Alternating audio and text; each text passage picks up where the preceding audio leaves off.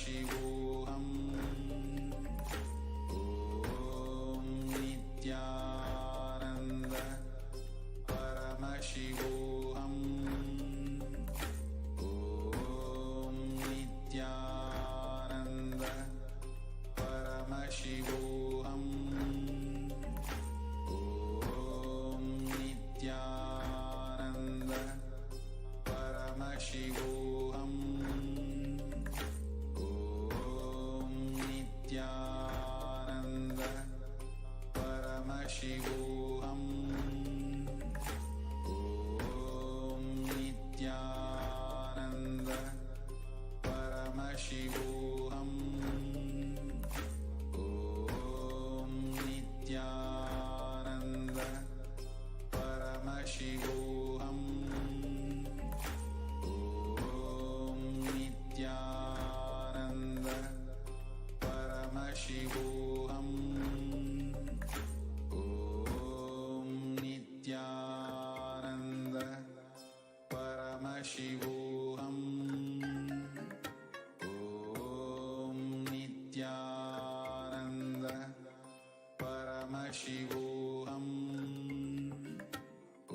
Om Nithyananda Paramashivoham. Om Nithyananda Paramashivoham. Om Nithyananda Paramashivoham. Nithyananda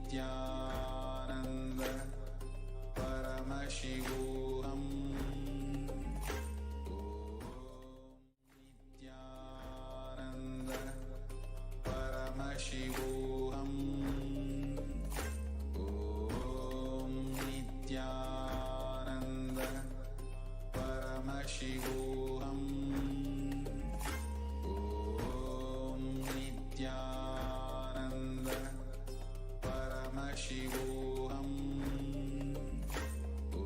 Om Nithyananda Paramashivoham. Om Nithyananda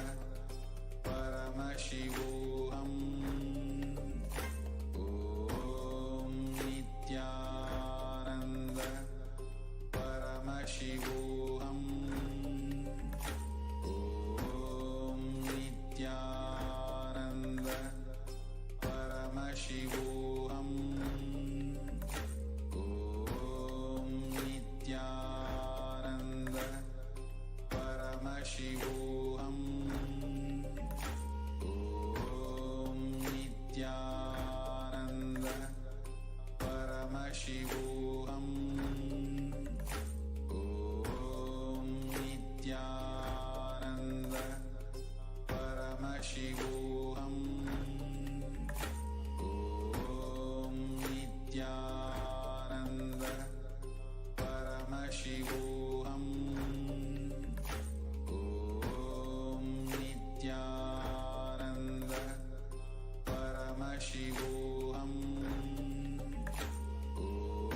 Om Nithyananda Paramashivoham.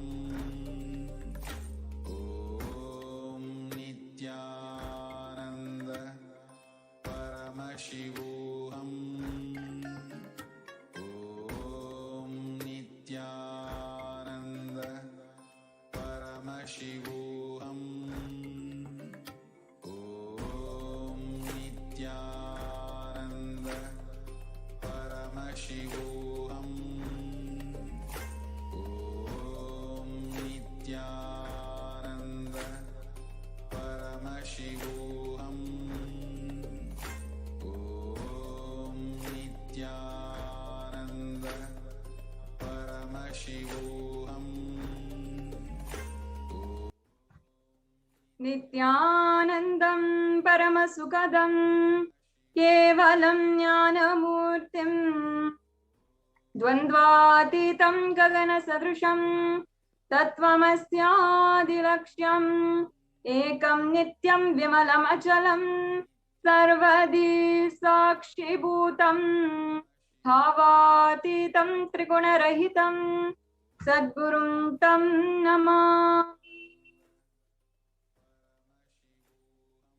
Nithyanandam. I welcome all of the viewers who are gathering with us across the world and who are joining us from Kailasas across the world and in all of the Devalayas, Annalayas, in all of the e-Gurukuls, the Padaka Mandirs, and in all of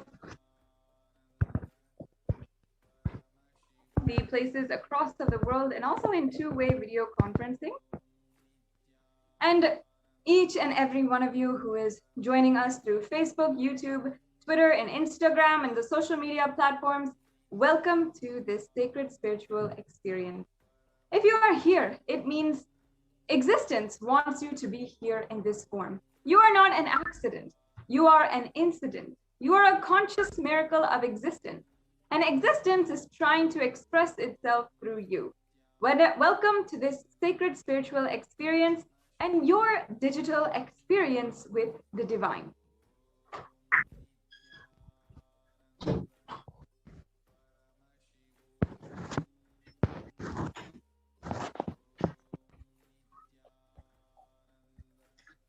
This may be what you all think as your first time in the presence of a divine cosmic being. But this is not the first time this energy has graced the planet Earth. And if you are watching this now, it is not a coincidence. This is a cosmic intervention in your life to make you manifest what you want.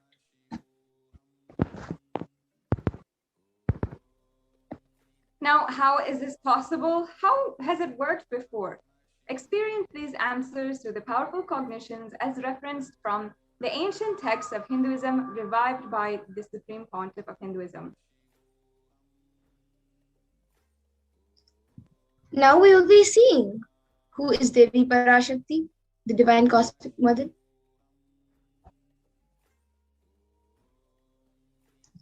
Devi is the ultimate pure feminine consciousness, the cosmic mother.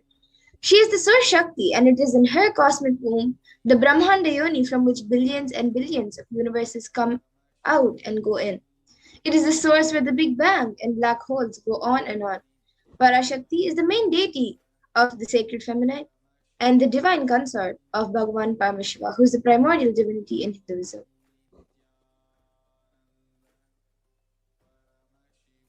Now, the Supreme Pontiff of Hinduism eloquently describes that the first and foremost relationship is our relationship with the mother. The ability to learn, even the ability to relate, starts with mother. How to relate with another person always starts with your relationship with the mother. And understand your idea to relate, your ability to relate starts with mother.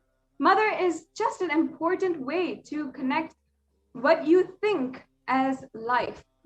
In the Vedic tradition, all of the rituals, rishis, all of the great Vedic scientists were aware that your ability to connect with the mother should be directed to the cosmos itself.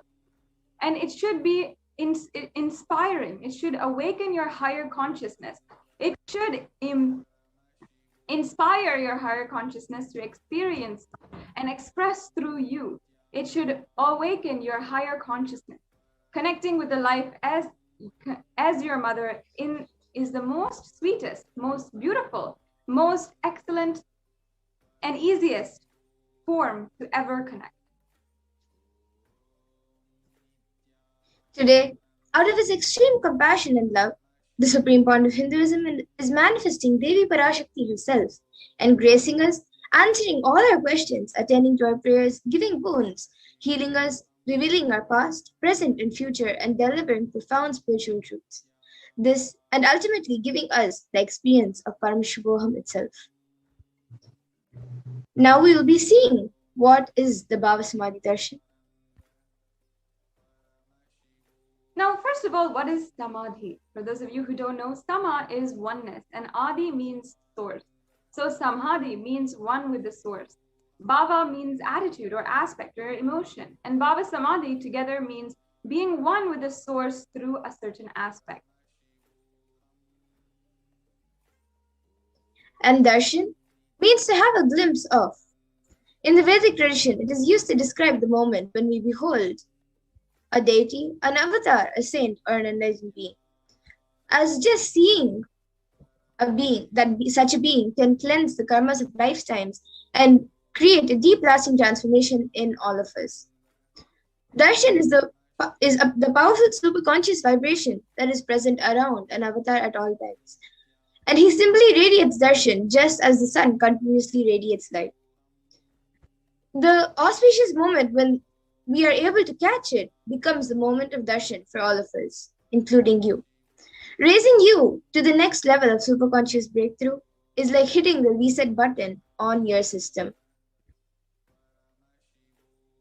The fundamentals of the BHAVASAMADHI darshan are first, that the divine cosmic beings are real, and they manifest from Kailasa, the enlightened time-space zone, through deities and incarnation. And divine cosmic beings manifest through the Archavatara, deities in the temples, and through the BHAVASAMADHI darshans in Nijhavatara, the incarnation. And the BHAVASAMADHI darshan is the science of the Nijavatara manifesting Paramashiva, the consciousness. It is where the formless, the being of Paramashiva, expresses through the Divya Sharira, the light body, and manifests as the Nijavatara, the physical form embodied form for us to experience Paramashiva. Now here we have, and you can see Devi Parashakti as she is expressing through the being of Rajarajeshwari and manifesting as the Nijavatara, the physical form, Devi Meenakshi. The Archavatar, which is the deity, reflects the consciousness and manifestation of the being, of the superconscious energy. But human beings are not mature enough to receive the higher level experiences from the Archavatar directly. And so the avatar, the physical embodied form, has come down to bridge the gap and create an experience of superconscious energy in all of us. Now, the BHAVASAMADHI darshan awakens your Kundalini Shakti, which is the latent potential energy in every human being. This influx of superconscious energy visibly slows down your aging process and improves the immunity to disease.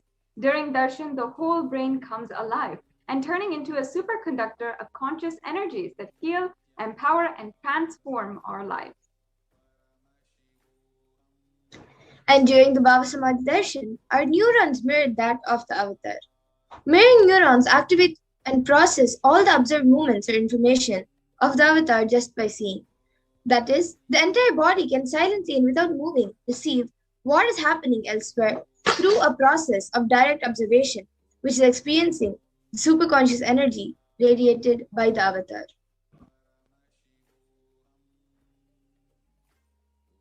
And now just a little bit about the Akashic readings. Many of you might have gone to have your predictions read or your horoscope read, but please understand that Akashic readings are not a prediction. It is a reading from the cosmic archive. Beyond the dimension of space, creation and destruction happen simultaneously. In the dimension of time, which is less than space, starts the past, present, and future. And because Akashic records are stored in Akasha, the space dimension, which is beyond time, there is no present, past, or future. That is why you call as happened, happening, and yet to happen are all clearly recorded. And now we will be seeing who the Supreme Point of Hinduism is.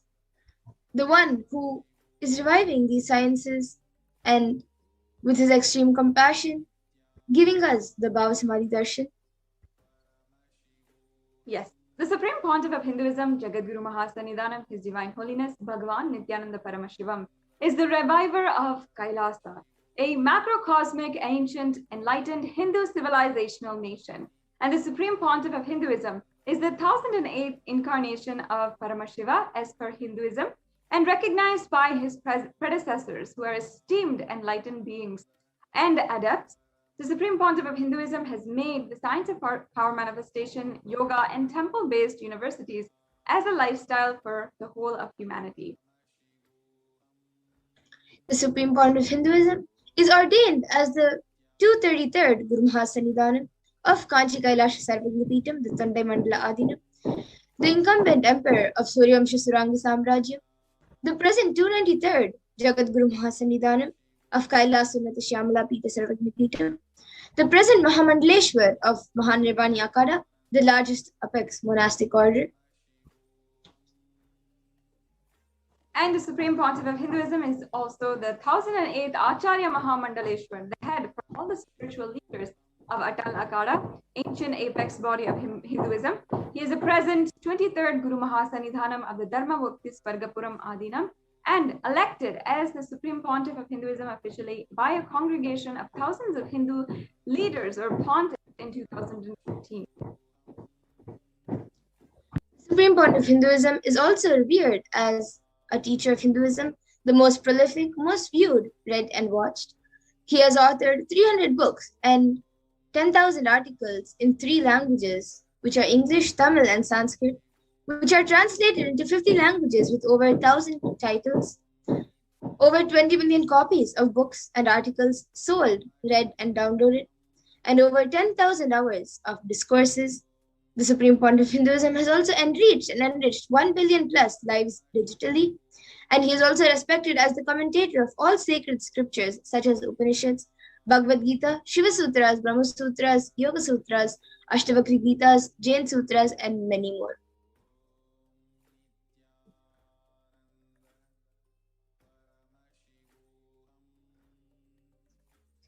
Masada Shilpi, I think you're muted now. Thank you. Sorry for that.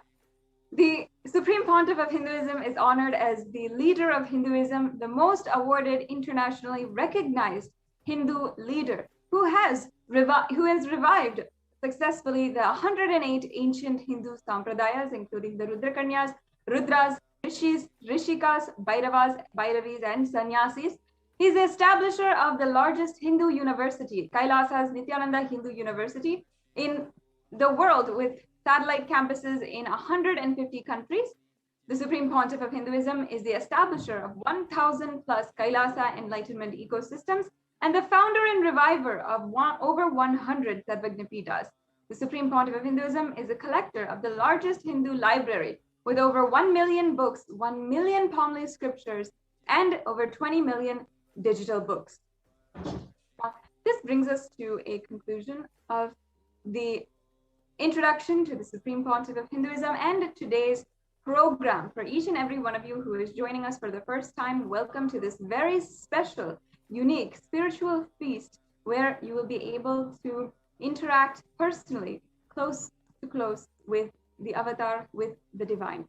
In the next segment, we will be entering into the power demonstration, one of the most unique segments in today's program, led by Manitya Madhurananda and Nithyananda Gurukul Balasan.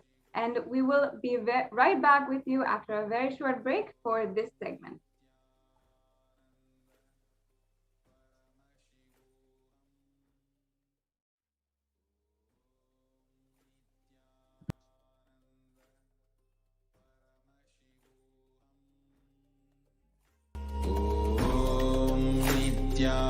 Nithyananda Paramashivoham.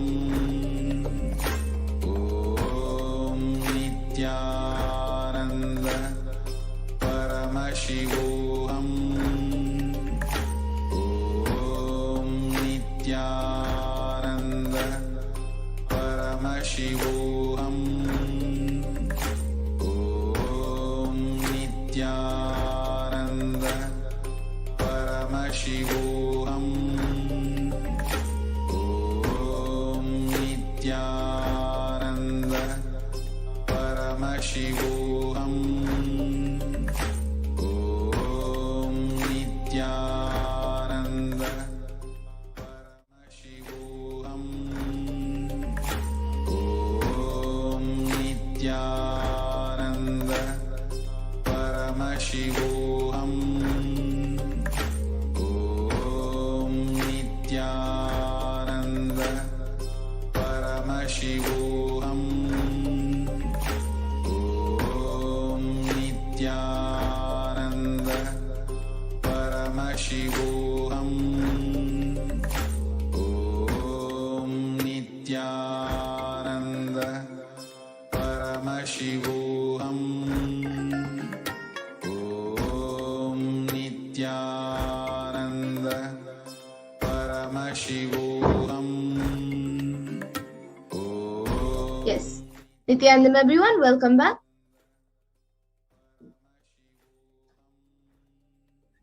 And now we will be moving on to the next segment where we will be seeing the live demonstration of the extraordinary powers of Paramashiva.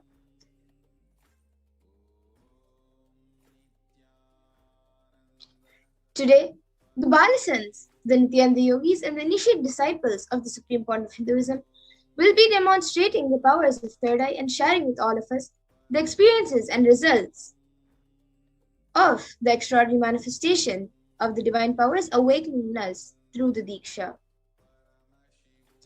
In today's BHAVASAMADHI Darshan, all of us will be receiving the initiation into the third eye awakening and various other powers with the blessings and grace of the Supreme Point of Hinduism.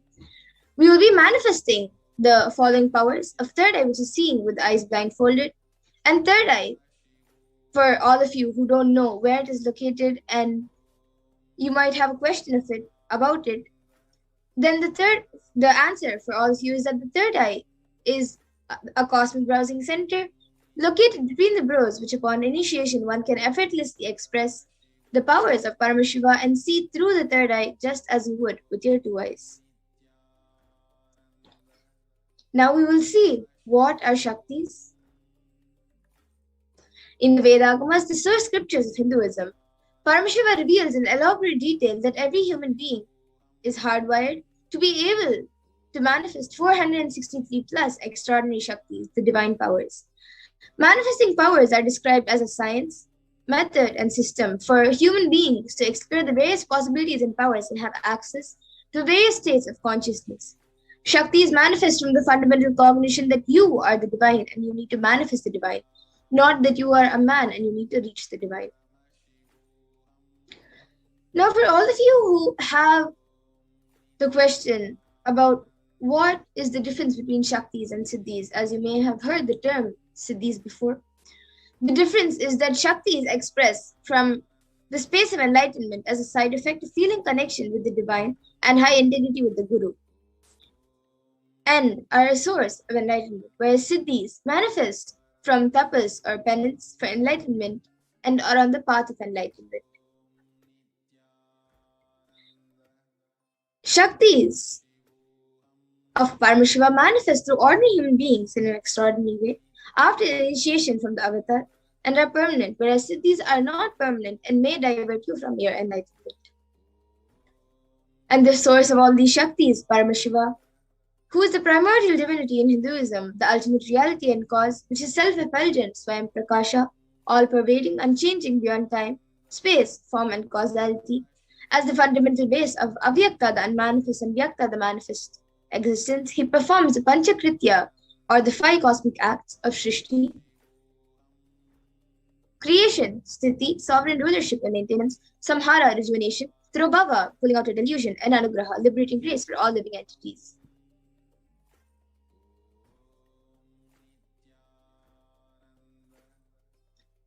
And now the avatar of Paramashiva, the supreme pontiff of Hinduism, Jagat Guru Mahasannidhanam, His Divine Holiness, Bhagavan Nithyananda Paramashivam, as the 1008th living incarnation and representative of Paramashiva, and the reviver of Kailasa, the ancient Hindu, enlightened Hindu civilizational nation, and the great cosmic borderless Hindu nation. Ever since the beginning of the civilization in Sanatana Hindu Dharma, has been a cradle of enlightened beings and highly advanced sciences. It was where the science of enlightenment and power manifestation were lived and taught as a lifestyle. For the first time in the modern day, the supreme point of Hinduism is reviving these sciences and transmitting it to the world at a record-breaking pace, which has not been accomplished before by anyone. And the next is the Guru Parampara, where all of this knowledge and the science of manifesting these Shaktis are passed down from one generation to the next generation through the initiation, the Diksha. The supreme point of Hinduism, being recognized as an incarnation at a very young age, was trained and taught these sciences to revive the initiations and knowledge repositories for billions to manifest the science of power manifestation from the disciplines of Vedanta, Tantra, Shri Vidya, Yoga and Yogic powers, Mantra Shastra, Siddha Vidya, science of Aushadha, Advaita and Bhakti Yoga, Paramashivoham and Paramashivoham. Now all of you can see the pictures of all the great enlightened beings and gurus who have trained and taught the supreme point of Hinduism since a young age. Mata Vibhudananda Puri and many more. Swami Yogananda Puri, Tirunal Swami.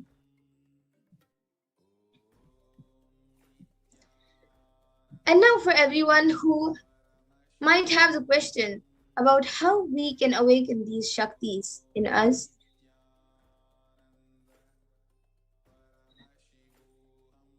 Is every ultimate truth, jnana, is mapped into your consciousness, prajna, and manifests as a possibility and power of every being, prajnana.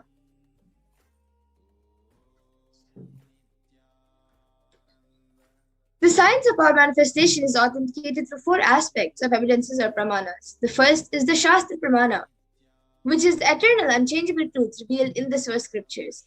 And the next is the Apta Pramana, which is the experiences and results of Aptas or authorities of Hinduism, where the Vedic rishis and scientists who have time tested and verified these sciences. And the next is the Atma Pramana, or an account from the supreme point of Hinduism, this millennium's avatar's personal experience on power manifestation, and the Pratyaksha Pramana, or empirical evidence from observation and scientific experimentation. The Vedas are the ultimate superior authority for Hindus and are pure science where the ultimate truths are explained. Agamas are also the scriptures where the applied technology and applied science is expanded. And the Vedas and Agamas, which are a living applied science, are given the status of Shruti as they are directly revealed by Paramashiva and they are the ultimate, eternal, unchangeable truths. And a reference cited from these Shastras or source scriptures is called the Shastra Pramana. And now, let us get ready to witness a very unique, very exciting live demonstration of the power manifestation. We will be first getting into the power of third eye. The Shastra Pramana for the power of third eye is from the Vijnana Bhairava Tantra. Kapalantar manonyasya tishtan milita lochanaha kramena manasodadhyat lakshaye lakshyamuttamam. The translation for this verse is, by fixing the mind on the inner space within the crown center and sitting stably without any movement, having the eyes closed in succession, by the stability of the mind in inner space through the power of the third eye, one directly sees the ultimate goal Lakshyam by having the vision beyond the sight that reveals a new objective place, attaining the space of oneness with the source Paramashiva. And the next is the Apta Pramana, where Krishna initiates Arjuna into the power of third eye. Natumam shakyase drashto manenaiva svachakshusha divyam dadami te chakshuhu pashyam me yogamaishwaram. Bhagavan Krishna says to Arjuna, but you cannot see my cosmic form with these physical eyes of yours. Therefore, I grant you divine third eye vision. Behold my cosmic opulence. In the Hindu Purana Bhagavad Gita, Bhagavan Krishna initiates Arjuna into the power of third eye to behold Krishna's Vishwarupa Darshan, the vision of his cosmic form. In the 11th chapter of Bhagavad Gita, which contains the description of Bhagavan Krishna's cosmic form, is completely narrated and described by Arjuna as he sees Bhagavan Krishna through his third eye. The next is the Atma Pramana. In Swamiji's own words, the experiences that I was able to see everything around me, above me, the whole 360 degree, 10 directions, below me, everything. I realized not only I was able to see, I was able to feel, experience all of that as me. The next is the Pratyaksha Pramana, where using a PET, a positron emission tomography, the brain waves of the supreme point of Hinduism himself was measured, and it was measured that when doing daily activities, there was high activity measured in the brain where the third eye is located, and when in deep samadhi state, only the third eye region is active and almost 90% of the rest of the brain is at peace. Now, we will be entering into the live demonstration, the Sakshi Pramana of the power manifestation. We will be back in just a few minutes. Please stay tuned for experiencing and witnessing the live demonstration of the power manifestation.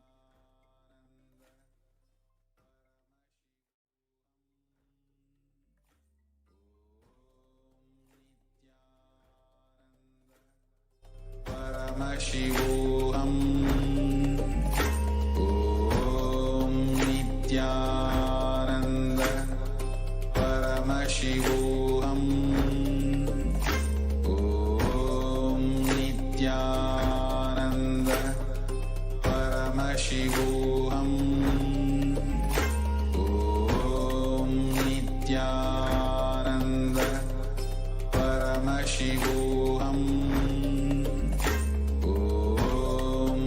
Nithyananda Paramashivoham. Om Nithyananda Paramashivoham. Om Nithyananda Paramashivoham. Om Nithyananda Paramashivoham. Om Nithyananda Paramashivoham. Om Nithyananda Paramashivoham. Om Nithyananda Paramashivoham. Nithyananda Paramashivoham. There are some great spiritual sciences unique to Hinduism. Subtle, otherworldly, but definitive sign. Manifesting the cosmic beings in Archavatara, deities in Nijavatara, living incarnations is possible. Understand?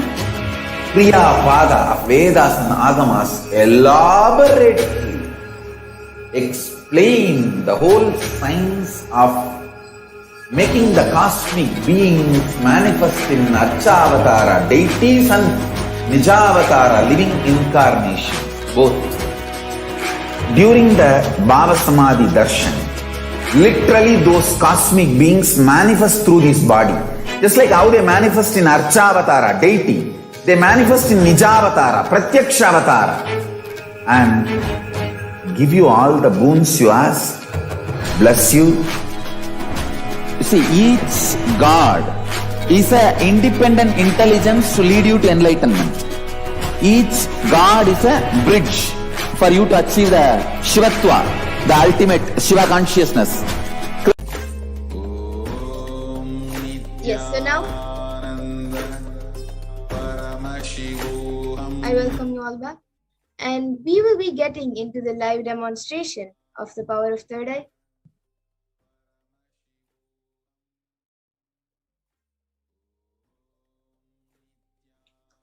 So today I have with me Manitya Amritananda and myself, Manitya Madhurananda. And today, for the power of third eye, I will be using this eye band. So it is certified by ophthalmologists, and this in front it's just a thick opaque plastic sheet, and then behind thick sponge, which does not allow any light to enter. You also can see that there is no gaps anywhere. And my eyes will be going into these two holes over here. Now Amrita will be putting it on my eyes. And once that is done, I request any of the viewers who are watching us now, you can put your comments in the YouTube comment section and I will be reading the comments.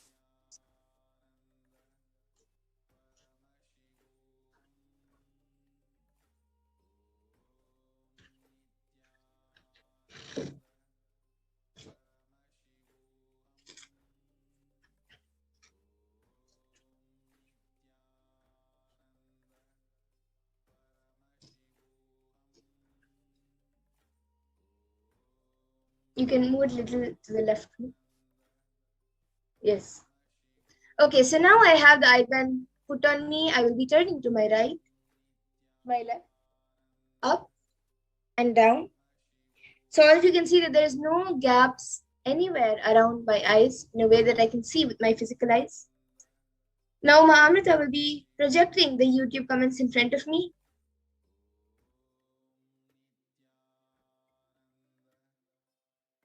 I guess right now it's open only for the members to put the comments. So I request any of the members, the YouTube members, you can put your comments in the YouTube comment section and I will be reading it. You can put anything which you would like me to read.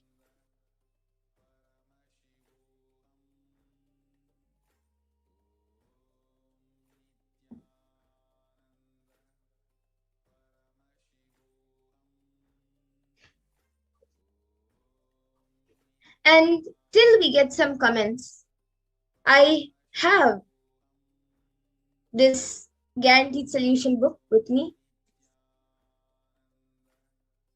And with this book, I will be reading any random page from this book. There is nothing inside the book, it's all empty. Just the contents of the book.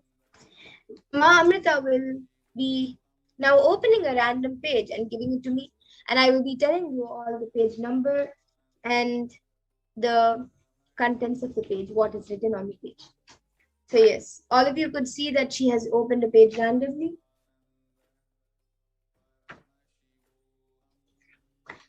Now I will be reading the left side of the page, the left page.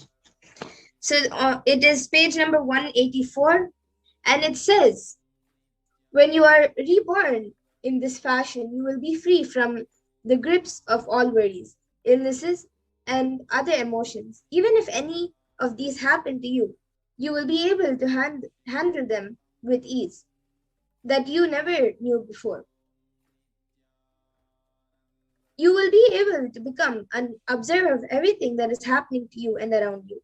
So that is the first para which is on this page over here.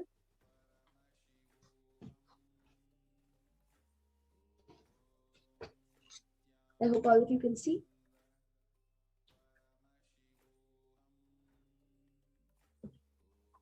And yes, maybe you can project the comments.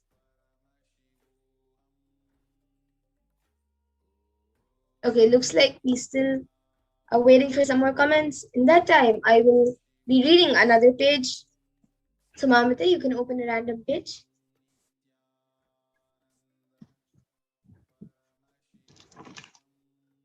Okay, so now she has opened a page, all of you can see.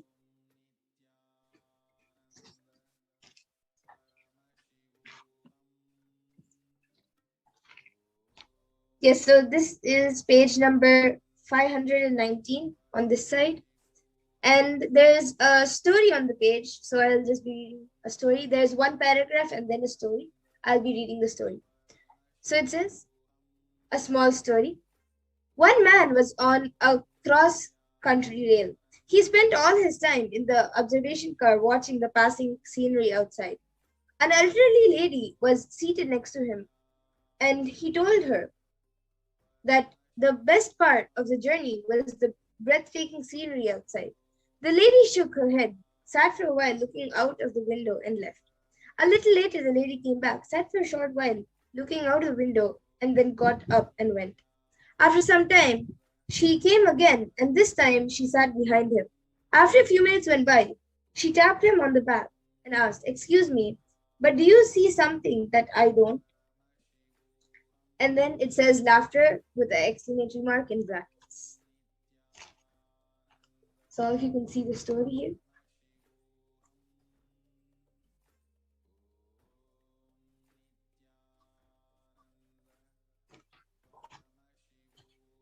Yes, and with this, now I will be removing the IBAN. So Mamita will be removing the IBAN from me.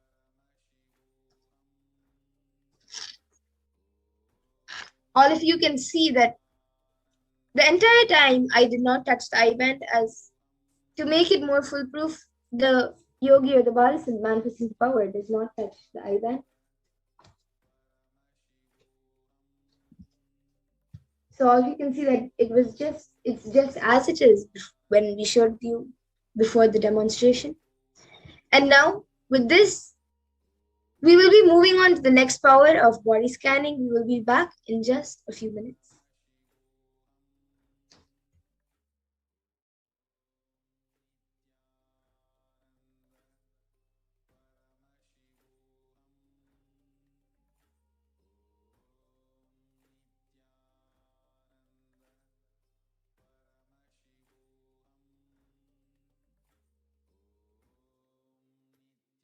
There are some great spiritual sciences unique to Hinduism.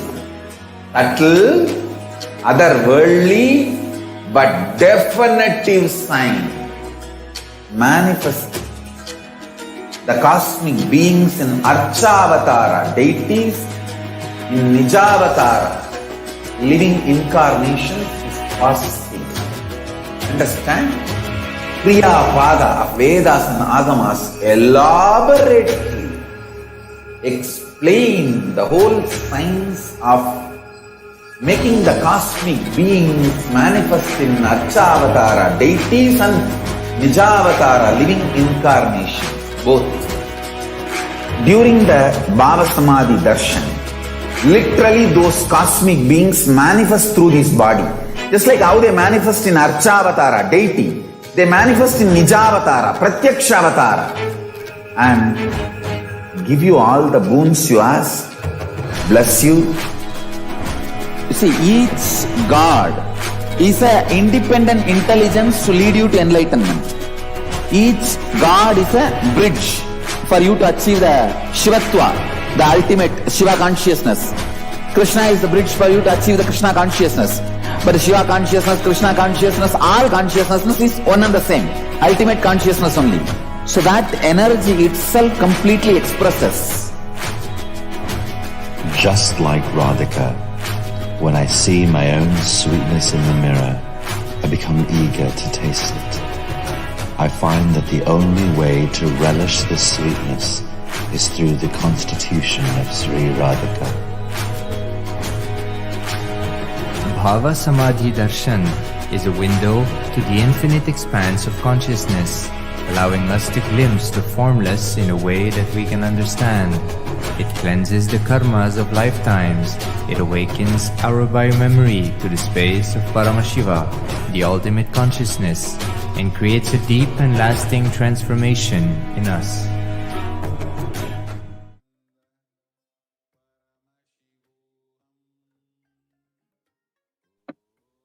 Yes, so now we'll be entering into the power of body scanning.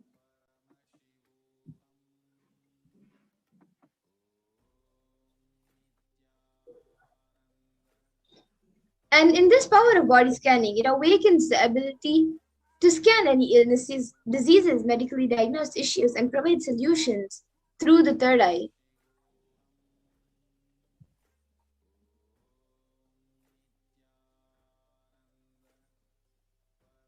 So the Shastra Pramana, scriptural reference to manifest the power of body scanning.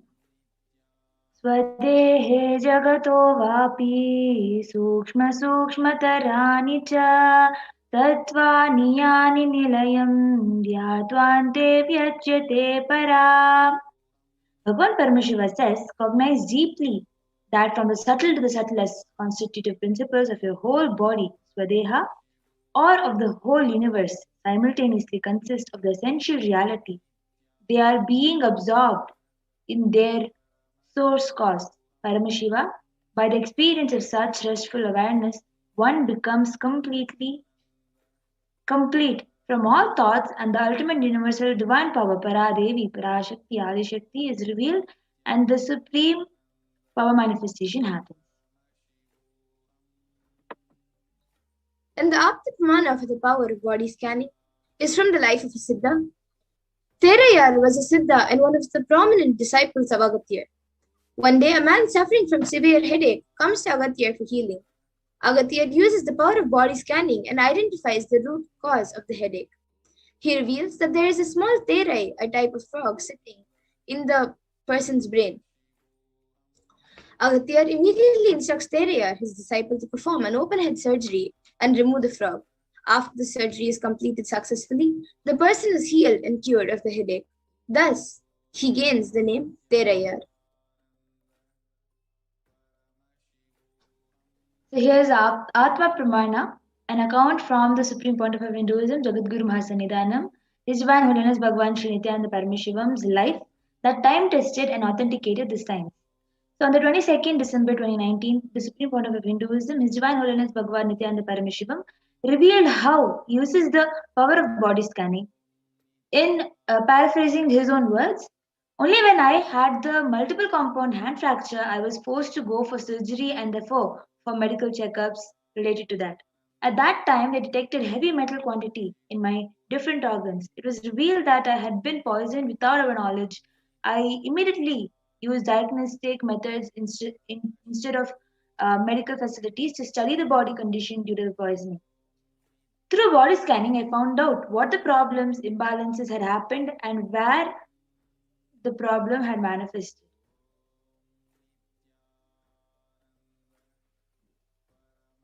So,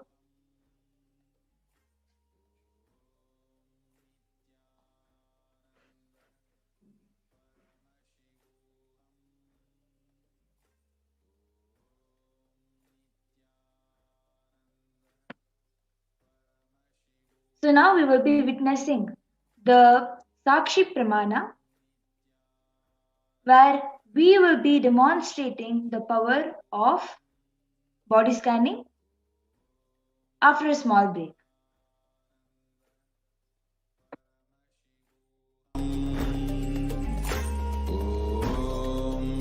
Nithyananda Paramashivoham. Nithyananda Paramashivoham. Yes. So now we will be continuing. Nithyananda Paramashivoham. Nithyananda Paramashivoham. Also sorry for the technical glitch. Now we will be continuing. Swamiji is also saying, I use allopathy as a second opinion to verify my findings. Paramashivoham. Nithyananda Paramashivoham. Yes, and now all of you can see on the screen being projected the Sakshi Pramana, the experiences of few of the thousands of the initiate disciples by the Supreme Pontiff of Hinduism. So here you can see a few screenshots of the people, the devotees who have shared their experience of the power of body scanning, the Sakshi Pramana. And now we will all be witnessing a live demonstration of these extraordinary powers. So whoever would like a body scan can put your comments in the YouTube comment section and we will be doing a body scanning for you. I already see few comments. Sri Hiranyavarnananda Nithyanandam, I would like a body scan. So Pragnana, you can start for Hiranyavarnaya. And I see Ma Dolly Reddy who has asked a body scanning for Kiyashini. Pain in the liver and stress. She has permission. Okay. And also for Shanbhagavalli. Pain in the joints. Okay, Ma. First I will be doing it for a body scanning for Ma Kiyashini, and then we will go to Ma Shanbhagavalli.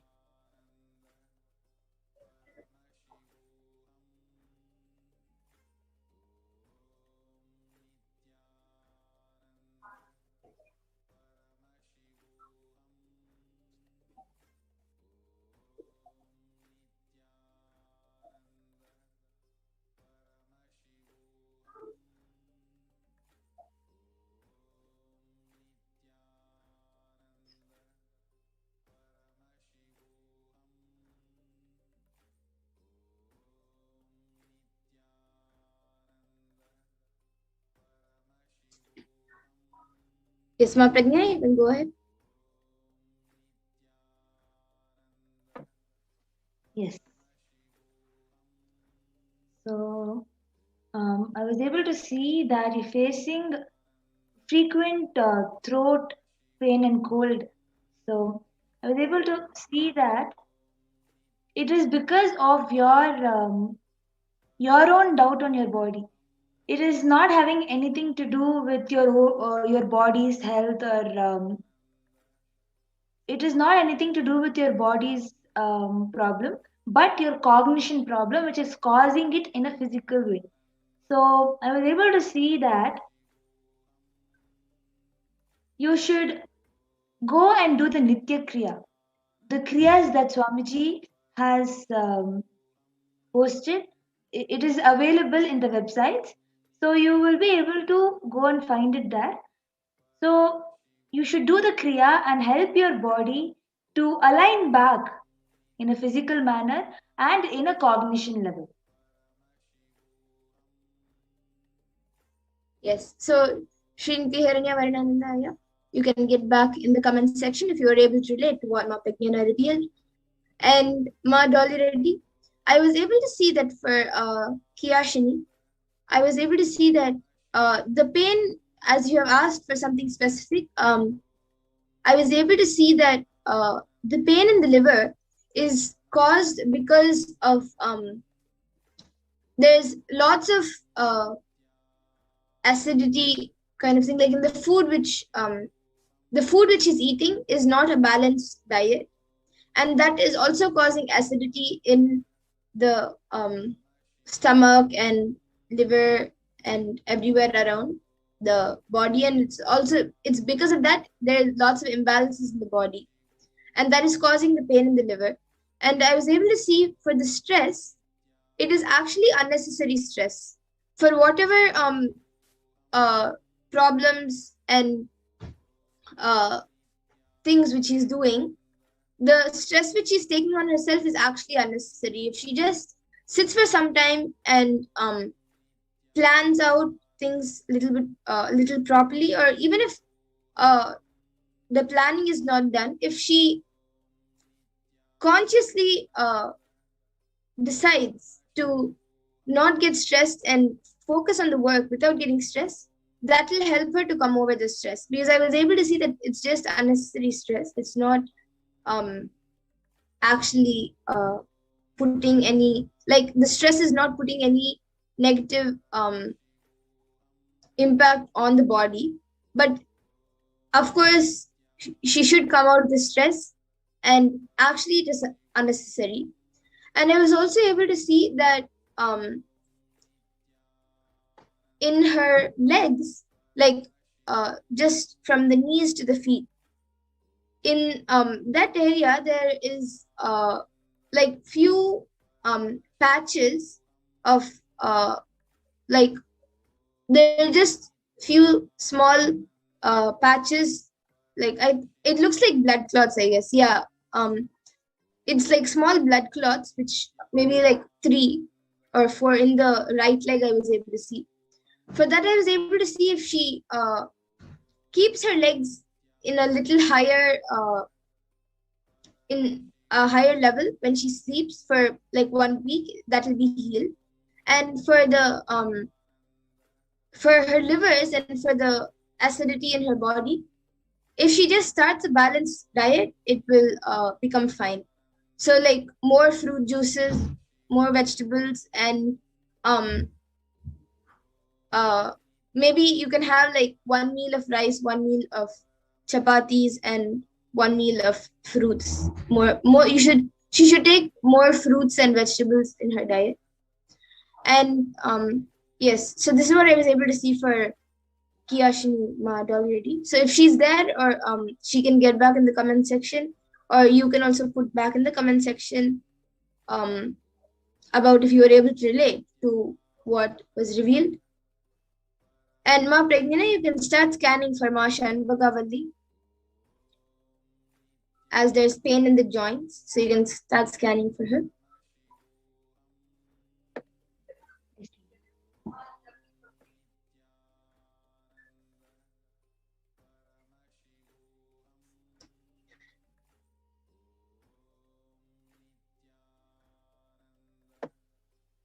I was able to see that the cause for the joint pain, especially the knee and the ankle pain, I am able to see that it is an issue with your digestive system.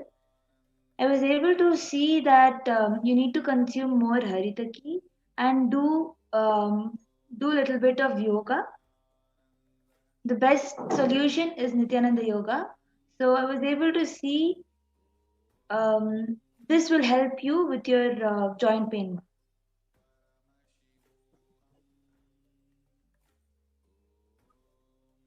So, Ma Dolly, you can get back in the comment section if you were able to relate what Ma Pragnana revealed for Ma Shanbhagavalli and what I revealed for Ma Kiyashini. And for everyone else who would like a body scan, and maybe I guess today, as only members are able to put the comments, I guess many of you are not able to put the comments also.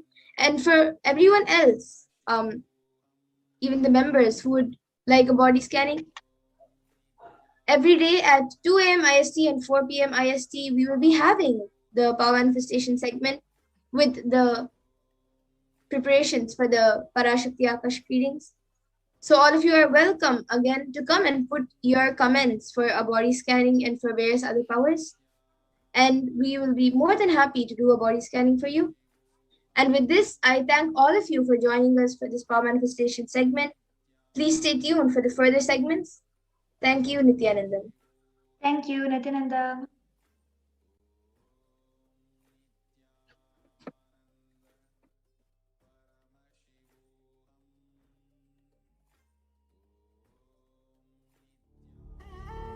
What I mean by the word Kailasa, listen intensely. Enlightenment ecosystem, literally enlightenment itself, in your own home, wherever you are. If you cannot come to Kailasa, it's okay. Kailasa can come to you. Kailasa coming to you is Kailasa.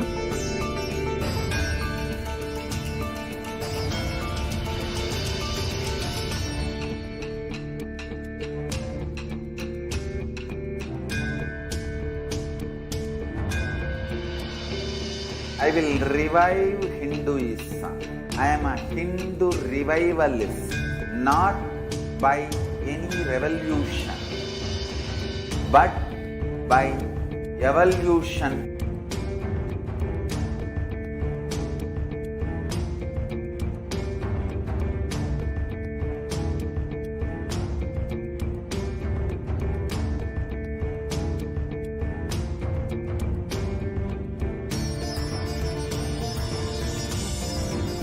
And setting model communities.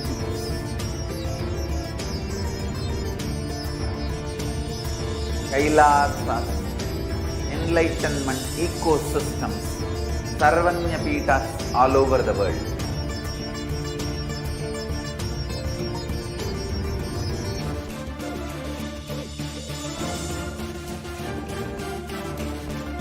All powerful cognition, knowledge, only when you live power manifestation and possibilities manifestation happens. It's a fundamental truth.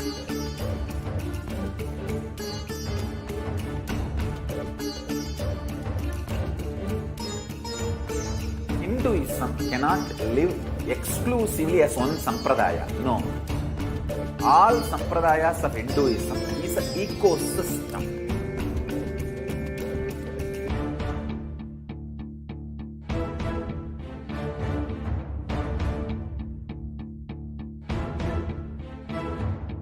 So don't keep quiet thinking that if one sampradaya is attacked, only that sampradaya is going to be affected. All of us are ecosystems.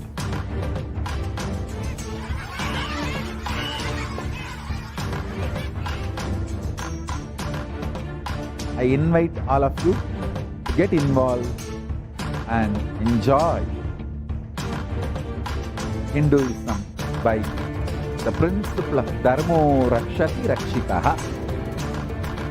When you protect Dharma, Dharma protects you.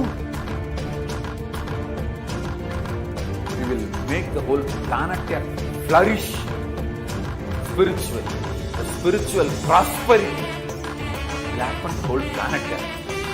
We all have to coexist together.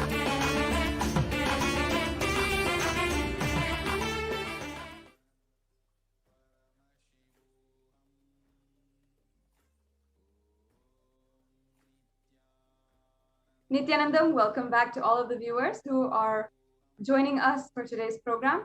Many of you have already viewed, have already just seen the power demonstration by the Gurukul Balasans, and many of you who have even been able to participate in the body scanning power, meaning that Gurukul Balasant has scanned your body. Actually, you should be aware, you should know that in this divine powers of the third eye, when they scan your body, not only they are scanning for certain, for any kind of ailment, suffering, for anything like that, but also they are actively sending the positive healing energy, the pure energy of Paramashiva to you and directing that to whatever you are suffering in your life at the moment.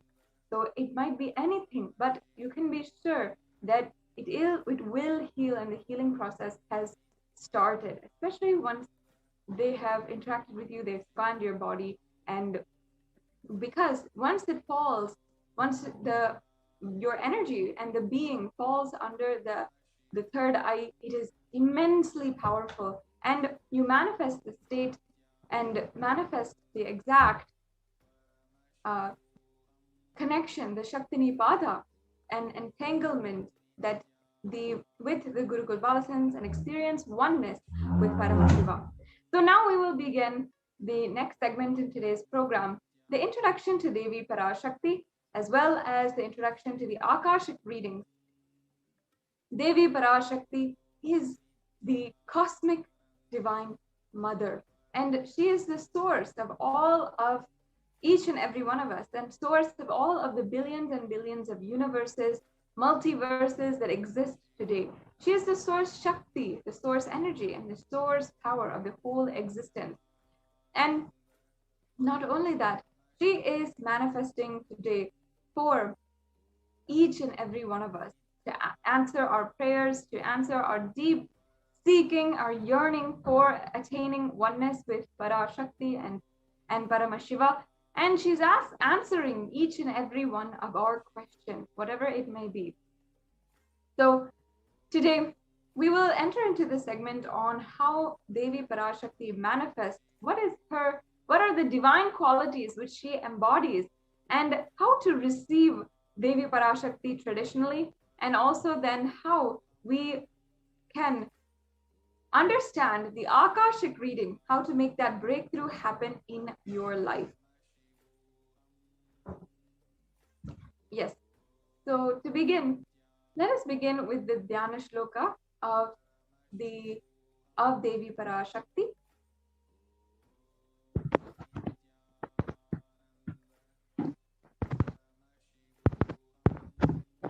So the Dhyana Shloka for Devi Parashakti is from the Lalita Sahasranama. Sindhuraruna Vigraham Trinayana Manikya Maudi Spurate Taranayaka Shekharam Smitamukhi Mapina Vakshoruham Panibhyam Alipurna Ratna Chashakam Raktotpalam Pipratim Saumyam Ratna Katastha Rakta Charanam Dhyayet Paramambika. And the translation: the Divine Mother is to be meditated upon as shining in vermilion red body with triple eyes, sporting a crown of rubies studded with the crescent moon, a face all smiles, a splendid bust, one hand holding a jewel cup brimming with mead, and the other twirling a red lotus. Arunam Karunam Tarangatakshim Dritapashankusha Pushpabana Chapam animadiviravritam mayukaihi rahamityeva vibhavaye bhavanim. And the English translation: I meditate on the great Empress. She is red in color and her eyes are full of compassion, and holds the noose, the goad, the bow, and flowery arrow in her hands. She is surrounded on all sides by power such as anima for rays, and she is the self within me. Now, Devi is the ultimate feminine consciousness, Parashakti, the cosmic mother. It is her cosmic womb from which billions and billions of universes comes out and go in. She is the source of all the big bangs and black holes. And Parashakti is the source, Shakti, source energy, source power, from which all of us came, in which all of us are even in right now, and in which all of us are going to merge. And out of her extreme love and compassion, Parashakti herself is manifesting through the embodied form as the Nijavatara of the Supreme Founder of Hinduism, Jagat Guru Mahasanidhanam, His Divine Holiness Bhagavan Nithyananda Paramashivam, gracing us, answering all our questions, attending to our prayers, giving boons, healing us, revealing our past, present, and future, delivering profound spiritual truths, and ultimately giving us the experience of Paramashivoham itself. In the words of Devi Parashakti herself, as she read out from the cosmic archives, raising as Omkara, expressing as the Vedas and Agamas, blossomed as Himkara, filled as Parashodasi, living in the 40 triangles, the Kailasa Swamini, who is Kailasa Sripura Chintamani, Parashodasi, sitting as Paramashiva Parameshwari, who rules the world, Paramashakti, Manonmani, Meenakshi, as Nithyananda. I took Nijavatara to give good boon to everyone, to bestow all goodness, Hiranya Garbha Swarupini, Brahmanda Yoni, Shyami, Chandramoli, Rapala Parna, Uma Parvati, Savitri, Navayavana, Samrajya Lakshmi, Parameshwari, Parashodasi, Meenakshi. Taking the form of Nithyananda, I came here as Nijavatara. With great compassion, I am blessing. Listen, people, to do good to all of you. I took the form of Nithyananda and came down as Nijavatara. Again, in the words of Devi Parashakti herself, raising in Omkara, blossoming as Shiva, manifesting as source of existence, powers of existence, expression of existence, from the oneness of Om, blossoming into two as Prakriti and Purusha, blossoming as three Shaktis, Icha, Kriya, and Jnana, growing as 4 Vedas, expanding as 5 Panchabhutas, beyond 6 chakras, filled as Gotras of 7 Rishis, expanding as 8 directions, existing as 9 Grahas, blossoming as 10 Indriyas, and being as 11 Rudras, creating all the worlds, bringing life, to tell and make truth blossom, and to do good. Parashodasi Meenakshi, in the form of Nithyananda, I came to bless every one of you. Yes. Now, let us understand how to receive Devi Parashakti. First, the Supreme Pontiff of Hinduism guides us. Literally, when Devi Parashakti appears there, you are seeing Paramashiva and Parashakti at the same time, at the same moment. And she is there in your screen. And so we should always receive her very traditionally. The Supreme Pontiff of Hinduism guides, therefore, keep 2 betel leaf, 1 banana, 1 betel nut, and 1 coin in front of the screen and watch Devi. In the Hindu tradition, the coin is actually considered a traditional dakshina. It can be of the lowest value, and in India, it can even be 1 paise. In the US, it can be even 1 cent or 1 penny. The Supreme Pontiff of Hinduism really clarifies that it's not about trying to monetize. It is okay if it's even just 1 penny. After 100 days, it'll be $1. In India, even 1 paise is okay.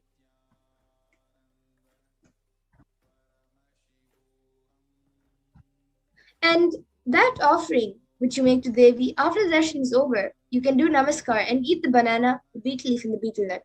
And you can take it as prasadam immediately.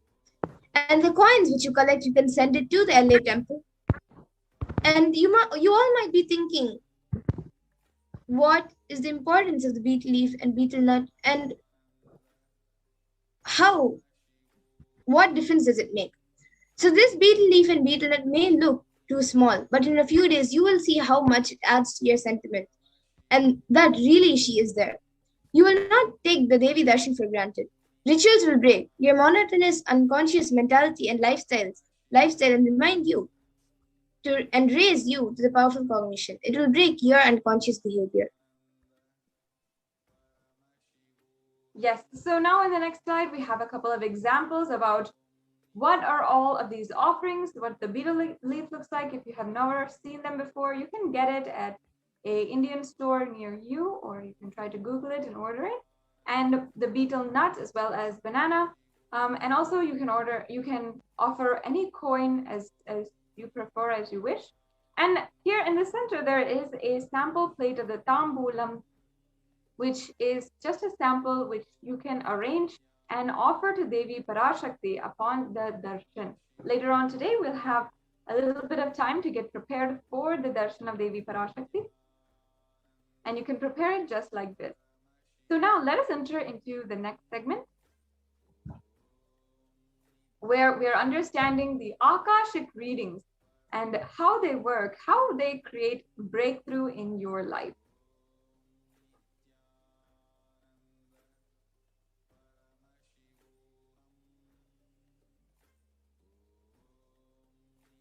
Yes, thank you so much. So we have Akashic readings. Now, what are Akashic readings? The Akashic readings are, we can go to the previous slide.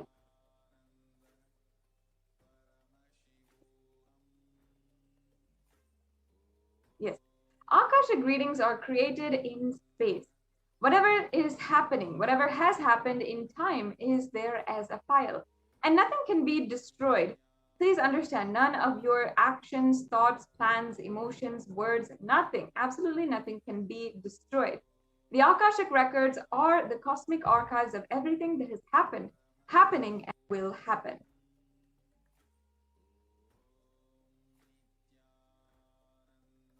And The Akashic records are the verbal, visual, 5-dimensional documents, and whatever is happening is continuously getting recorded. All the information you collected from all your births is in your DNA.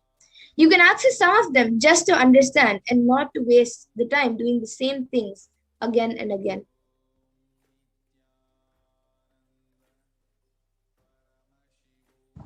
Yes, and many of you might have gone to have your horoscope read or your future readings and all of that, but please understand that the Akashic reading is incomparable to anything that you have done before. It is not a prediction. It is a reading from the cosmic archive. And there's no such thing as past, present, and future. Beyond space, creation and destruction happen simultaneously. And in the dimension of time actually starts the past, present, and future. But in the Akashic records, there is no past, present, and future. And that is why what you call as happened, happening, and yet to happen are already clearly recorded.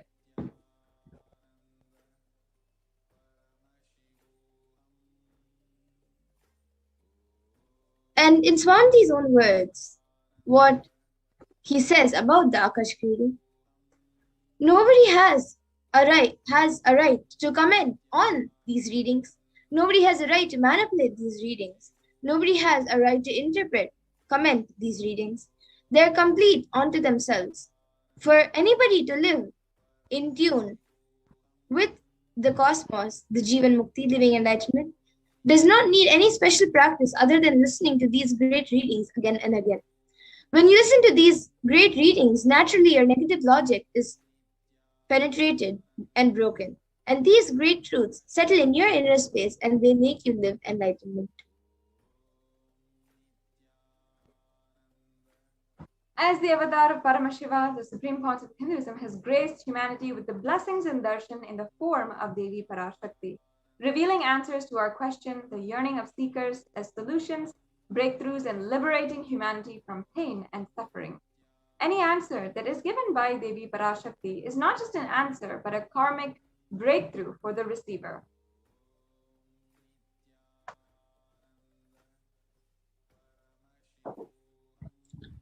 The Shastra Pramana for the power of Akashic reading is from the Jnana Bhairava Tantra, Dharana 61, Sutra 84. Akasham vimalam pashyan कृत्वा दृष्टिं निरन्तरां स्तब्धात्मा तत्क्षणात् देवी भैरवं वपुराप्नुयात्.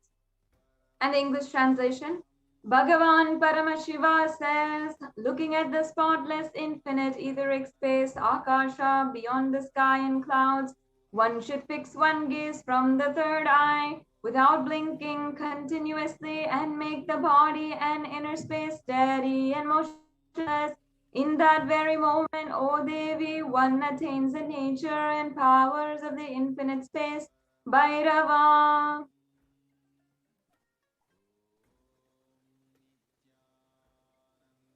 And in the Hindu Purana, the Mahabharata narrates the story of the great sage Maitreya, which is the Apta Pramana of the power of Akashic reading. The great sage Maitreya, who reveals the secrets to Vidura, the story of his birth in the human form, and he gives the reasons of all of sage Vidura's suffering. Sage Maitreya accessed the Akashic records and told Vidura that he was not an ordinary man, but the incarnation of Yamaraj, the Lord of Death. And he was to play the part of a so-called Shudra for 100 years, being cursed by Mandukamani.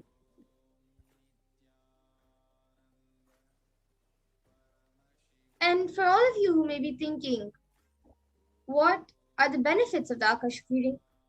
The Supreme Point of Hinduism says, all the information you collect from all your births is in your DNA.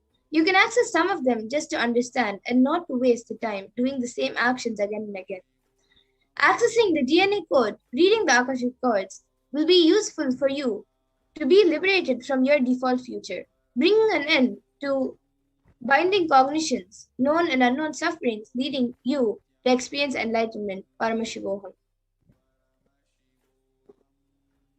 Yes, and only an avatar can read the Akashic, can alter or update the Akashic records. Like now, the initiated Balasans can view the Akashic records. However, only an avatar can alter, edit, upgrade, and change the Akashic records. During the Darshan and Dikshas by the SPH, he blesses and upgrades the Akashic records as per the prayer of the devotee.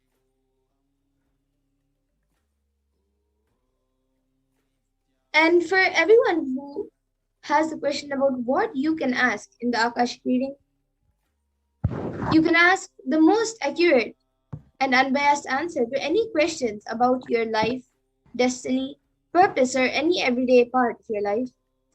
Or be spiritually healed of physical and emotional problems with just a look or a word. And understand the reasons behind your life's happenings. Receive blessings to fulfill your right desires. And also get the clarity to redesign your future. Yes, so this brings us to a conclusion to the segment on the Akashic record, and we will be moving on to the next segment of today's program. Stay tuned, and we will be right back with you after a quick break.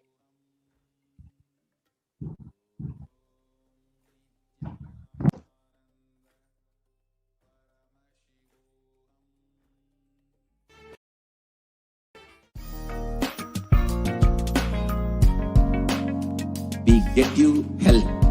We get you ability to build beautiful relationships in your life. We get you direct spiritual support, and we make sure you become wealthy.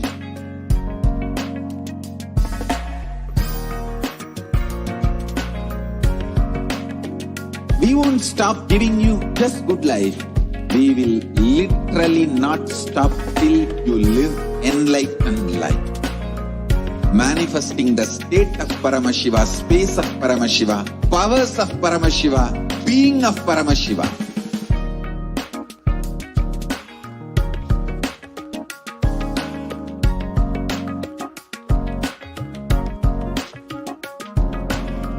Whole world should become Kailasian. I want the whole world to know Hindus have something great to contribute to the world.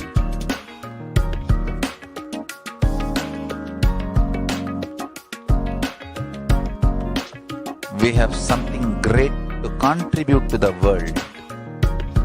Let us do that.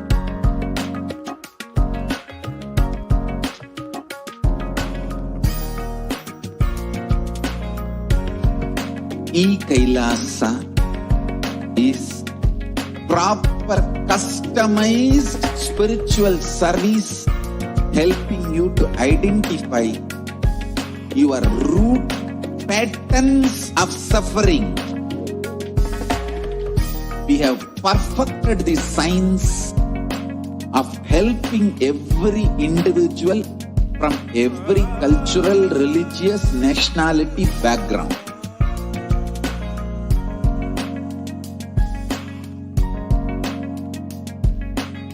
You will have lowest reactionary assumptions, highest awakened response, alive response for life continuously.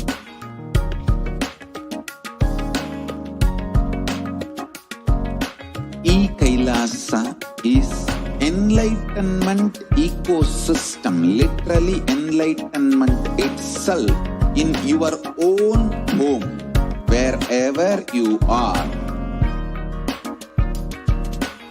Proper customized spiritual service helping you to complete with your life negativity, withdrawal from life, self-hatred, self-denial, self-doubt, so much of tiredness, laziness. We can support you aligning your diet, your attitude, your aptitude, your understanding about life. We can help you with everything.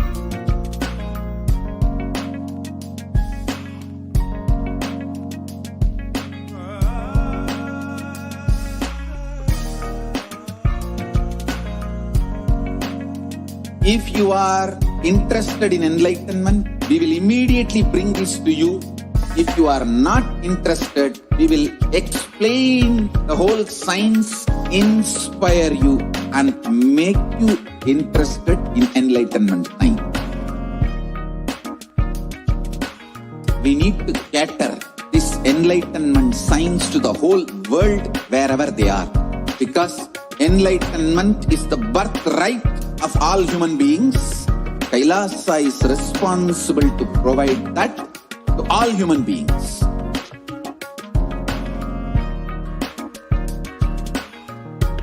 Kailasa.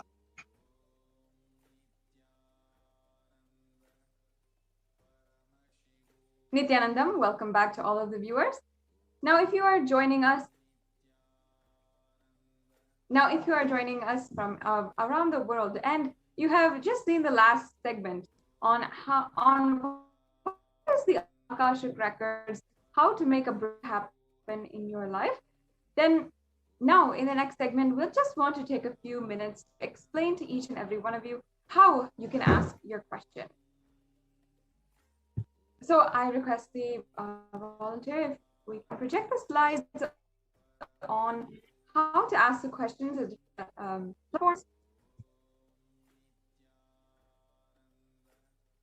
There's a different set of slides for the different social media platforms and how to ask the questions. Yes, we can just pull those up. And for those of you who are tuning in for the first time, and perhaps you are just today understanding about Devi Parashakti Akashic readings. Devi Parashakti, the divine cosmic mother, the energy of the divine feminine consciousness, manifests through the Supreme Pontiff of Hinduism and answers the questions of every single one of us who deeply pray and sincerely request Devi Parashakti's divine blessings in our life. Devi Parashakti had literally manifested since April this year, after the Supreme Pontiff of Hinduism did a 35-day fast.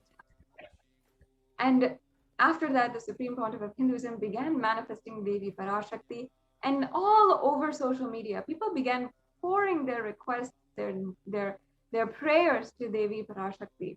And now if you'd like to join the thousands of people who have been transformed since Devi Parashakti began manifesting on planet Earth through the Supreme Pontiff of Hinduism, now we will just go through a couple of steps on how you can ask your question. Now, first of all, on YouTube, which many of you might be watching this from, you can first of all make sure that you are a member of the Kailasa's SPH Nithyananda YouTube channel.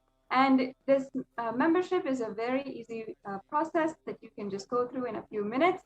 And after that, you can ask your questions in the comment section of the video, of the live video. Make sure that you're asking the question during the live BHAVASAMADHI darshan, and only then will Devi Parashakti be actually reading your comments and answering them. So if you get the opportunity, you will have the grace and blessings of Devi Parashakti answering your question. And it's not just that she might answer, she might give one look or one word or any kind of grace, but all of that is just pouring auspiciousness into your life. The next option that you have is Facebook. So if you want to, you can go to our Facebook page, Kailasa's SPH JGM Nithyananda Paramashivam Facebook page. And this is the official page of the Supreme Pontiff of Hinduism. So make sure that you are liking and following this page, and you'll be able to have access to all of the different events, the live BHAVASAMADHI darshans, and even the temple rituals and the continuous 24/7 celebrations that are ongoing every single day of the year. And after that, once we have the Devi BHAVASAMADHI darshan, you can ask your question in the comment section of the live event, of the live video of BHAVASAMADHI darshan. Now, the next option we have is on Twitter. Now, if you want to ask your question through Twitter, it's a very easy process. You just have to reply to the tweet of the live Nithyananda TV or the live BHAVASAMADHI darshan feed. So just reply and use the hashtag #AskTheAvatar in order to popularize and ensure that we are associating the questions and everything with the hashtag #AskTheAvatar. And the next platform that we have here is also Instagram. Make sure that you are following the Supreme Pontiff of Hinduism, the official handle of the Supreme Pontiff of Hinduism on Instagram. And you can ask your questions in the comment section of the post for Devi Parashakti Akashic reading. So there'll be a post made during the live darshan of Devi Parashakti Akashic reading in Instagram. You just have to go to the comments and ask your questions there. You can also use the hashtag #AskTheAvatar in Instagram as well.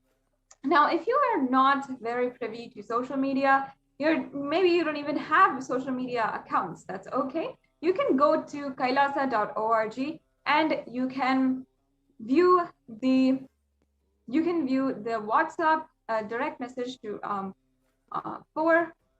WhatsApp to have Devi Parashakti read or answer your question and bless you during the live BHAVASAMADHI darshan. You can request your prayers, you can ask the questions you have, that you can ask for any boon that you want through the WhatsApp chat.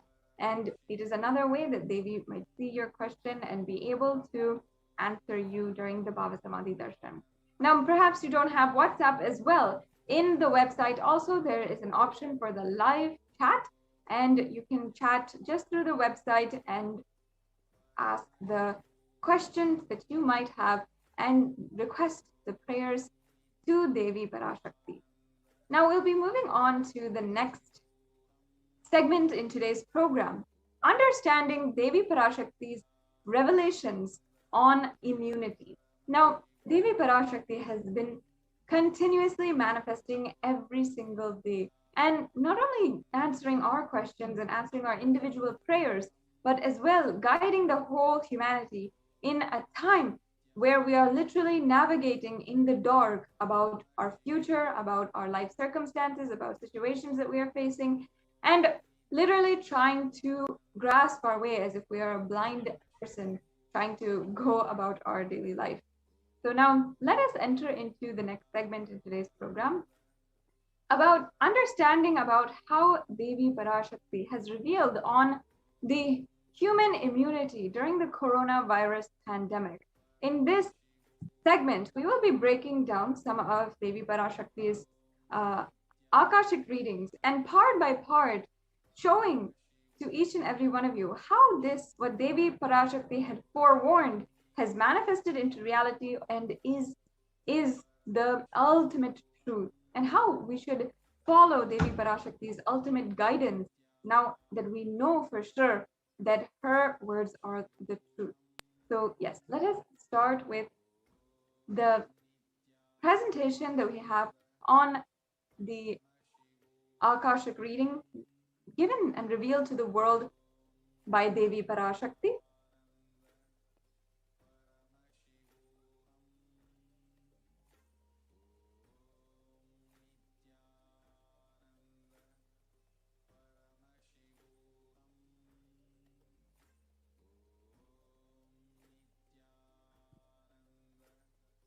We can go to the next slide.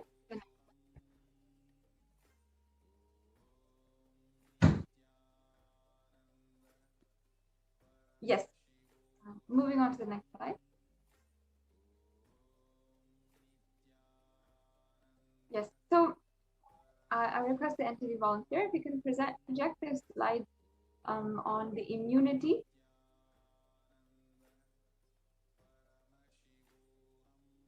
Yes. As we are getting that sorted out, I invite all the viewers also to share this satsang and share this link in all of the social media platforms with all of your friends and your family whom you interact with on social media, and take this opportunity to share with as many people as possible about the Devi Parashakti Akashic reading. Yes, so this is the presentation. Let's get started.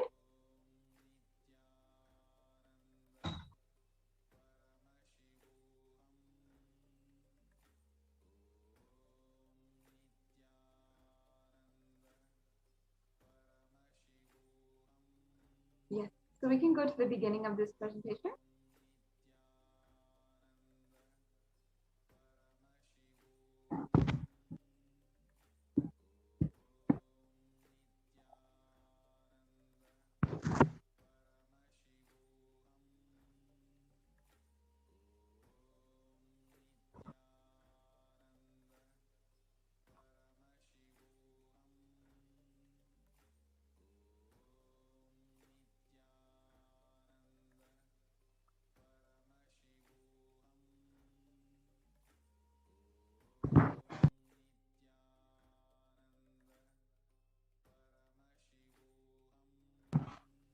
Yes, let's get started. Now, Devi Parashakti has revealed Akashic readings on where we are in the world today, about how the world is ongoing in the world today, helping each and every one of us go from where we are currently, from the ground to the universe, to the ultimate, to achieve the ultimate experience. The next slide, please.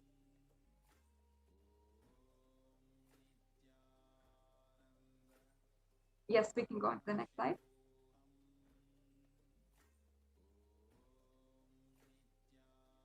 Next slide, please.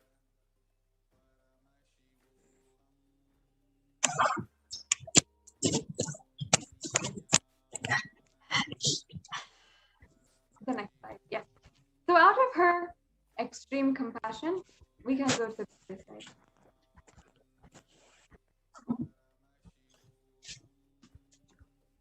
We can go to the previous slide.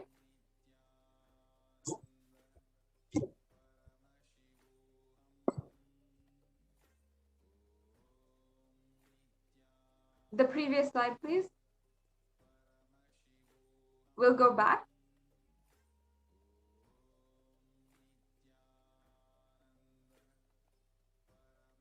Yes, we'll start.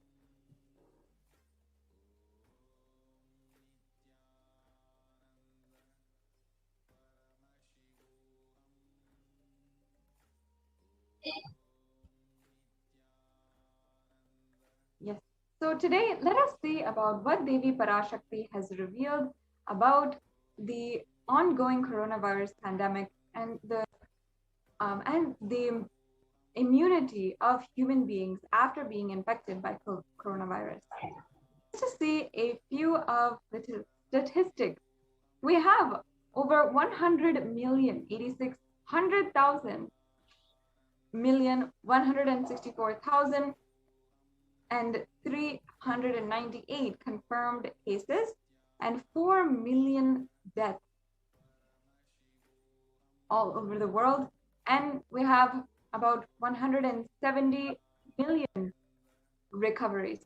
And overall, if we see the breakdown of the top 5 worst affected countries, we see USA at 33 million, India catching up at 30.7 million, and we have Brazil, France, Russia as some of the worst hit countries for the coronavirus. And these are just some of the statistics that were taken out that is known to the world and that we're able to report. However, there's so much ongoing. There's so much that is just not being able to report just due to lack of visibility of certain things and certain reports that are ongoing. The next slide, please. Yes. So now let us watch this brief clipping of what Devi Parashakti revealed. That's the first priority. Still, you are all not realizing the power of my words when I say Corona is very much out there with the support of decision makers, rulers, people who are supposed to protect all of you. Due to their irresponsibility, it is there and getting more and more strengthened. It is becoming more and more stronger in multiple forms. And all the other diseases which are waiting to attack human bodies, because Corona has made the immunity strength weak in human bodies. Human bodies have lost the strength of immunity power. All the multi-layer after effects and side effects of this pralaya in political situations, economical situations, social situations, mental situations, in every level.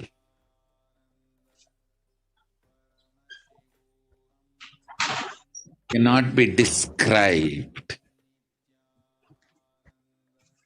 Wait. This year, focus on keeping yourself alive. Yes. So we will just reiterate Devi's revelations on the 18th of June, 2021. Still, you are not realizing the power of my words when I say Corona is very much out there. With the support of decision makers, rulers, people who are supposed to protect all of you, due to their irresponsibility, it is there and getting more and more strengthened. It is becoming more and more stronger in multiple forms, and all other diseases which are waiting to attack human bodies, because Corona has made the immunity strength weak in human bodies. Human bodies have lost the strength of immunity power. All the multi-layer after effects and side effects of this pralaya in political situations, economic situations, social situations, mental situations, in every level cannot be described. Wait, this year, focus on keeping yourself alive. So today we will look into some of these revelations and understand exactly how they are manifesting in our world today. The first revelation that we will look at is how Corona has made the immunity strength weak in human bodies.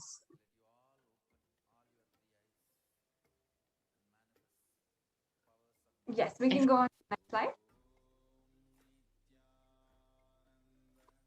So Now, we have a very reputable magazine here, Science Daily. First of all, Devi Parashakti revealed on 18th June 2021 that corona had made the immunity strength weak in human bodies, and human bodies have lost the strength of immunity power.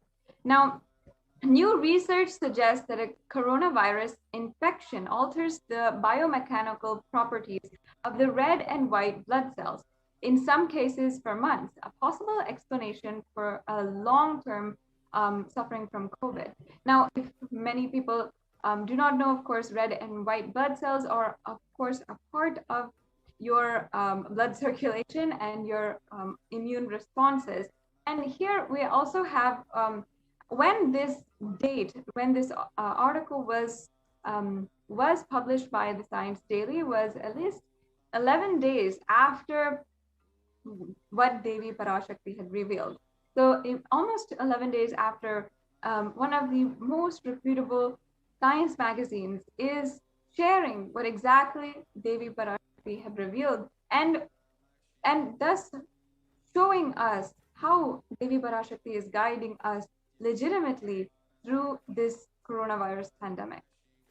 The next slide, please. And as Devi revealed, the immunity strength in human bodies is weakening. So, according to this article, you can see that the COVID-19 significantly changes the size and stiffness of the red and white blood cells, sometimes over the course of months. These results may help to explain why some affected people continue to complain of symptoms long after an infection. So many cases that are being seen where people are recovering from their infection, they're not diagnosed as positive anymore, but they're still facing some of these long-term effects, such as fatigue, tiredness, etc. And it's now being understood is because it directly affects the body, the red and white blood cells, the immune system, and even months after recovery from their initial onset of infection. Yes, and people even losing the sense of smell, sometimes not being able to touch and taste things. Even these are the long-term effects that many people are facing after they have already recovered as per their lab reports from coronavirus. The next slide, please. So how does corona actually affect the body? The article from the Academy of Medical Sciences says that the way the body defends against the virus is to recognize and neutralize it, like in any situation with a virus. However, Forbes explains that the corona suppresses the immune system by disrupting the actions of the body's immune cells. So just as Devi has revealed, it actually affects, the virus actually affects your body's immune strength. It weakens immunity. This immunosuppression allows for the 2-week incubation period, which gives corona enough time to attack the body. So this is why people have such a severe onset infection, because it directly affects the immune system. Next slide, please. And here we have the graph below, which shows a typical timeline for someone who is suffering from COVID virus. So as you can see, the initial incubation period is about 5 days. Then they have the prodromal period where it's about another 5 days. And then the acute onset of infection, which is usually where people are admitted to the ICU. And within the 2nd week of the onset of infection, many people will recover, but many people also will continue to experience symptoms and have to sometimes remain in the hospital for weeks or months afterwards. So this is, and then even many times when they recover, as many people have shared with the experience of long COVID, as it's called, that they're still experiencing symptoms many, many months after their 2 weeks or after their recovery of their initial onset of infection. And some even worse cases, not being able to talk, not being able to breathe, even after the COVID has long left their system. So it does do a significant amount of damage to the body and to the system. The next slide, please. So we also have the impact of COVID-19 that cannot be dismissed. So here we can clearly see how COVID is amongst other deadly diseases and diseases throughout history. So we have a timeline here about different diseases and how they have affected humanity, and how coronavirus is affecting humanity currently. So the circled virus is the coronavirus, and we can go on to the next slide. yes, and you can see actually from that, it's about 3.9 million people have been affected in comparison, which is just a recent virus that has been, sorry, can we go back to the previous slide? So about 3.9 million people have been affected by it, which is since 2019. However, from 1981, if you compare with HIV/AIDS, which has also been an epidemic, it's from 1981, there's been about 35 million people who have been affected by it. So as you can see, Corona is quickly reaching those, the numbers of more severe, longer known diseases and viruses that have been around for a long time within just about 2 years of it being initially discovered. Next slide, please. And some of the long-term effects of corona on immunity are also recorded. So further studies done by the University of Oxford found that cells are profoundly impaired after recovering from COVID. And the British Science Society for Immunology has also claimed that the effects of COVID are far beyond respiratory health. It also affects our cardiovascular and renal systems, and which are extremely crucial systems in the body if you do not know. So of course, in these examples, we are seeing how the after one has long been recovered from COVID, still compromised in their health. So exactly as Devi has revealed, that it directly affects the immune system and weakens the immunity of people. Now, having seen this and having understood this, we should also consider why we might be taking for granted Devi's words, or taking for granted words when she has continuously been saying, protect yourself and ensure that this year we focus on staying alive. When even the research is showing that we are suffering from long-term consequences and people are weaker, the immune system is weaker after you get COVID once. Here we can also see an excerpt on how the human body is affected after COVID-19. The name given to those suffering from COVID-like symptoms after the infection has passed and is called long COVID. And long COVID can affect the lungs, the cardiovascular system, the circulatory system, and it can also cause fatigue and inflammation. So the excerpt reads that exposure to the disease of COVID-19 causes symptoms in multiple organ systems across the body and is not limited to only the lungs and respiratory systems, as was originally thought.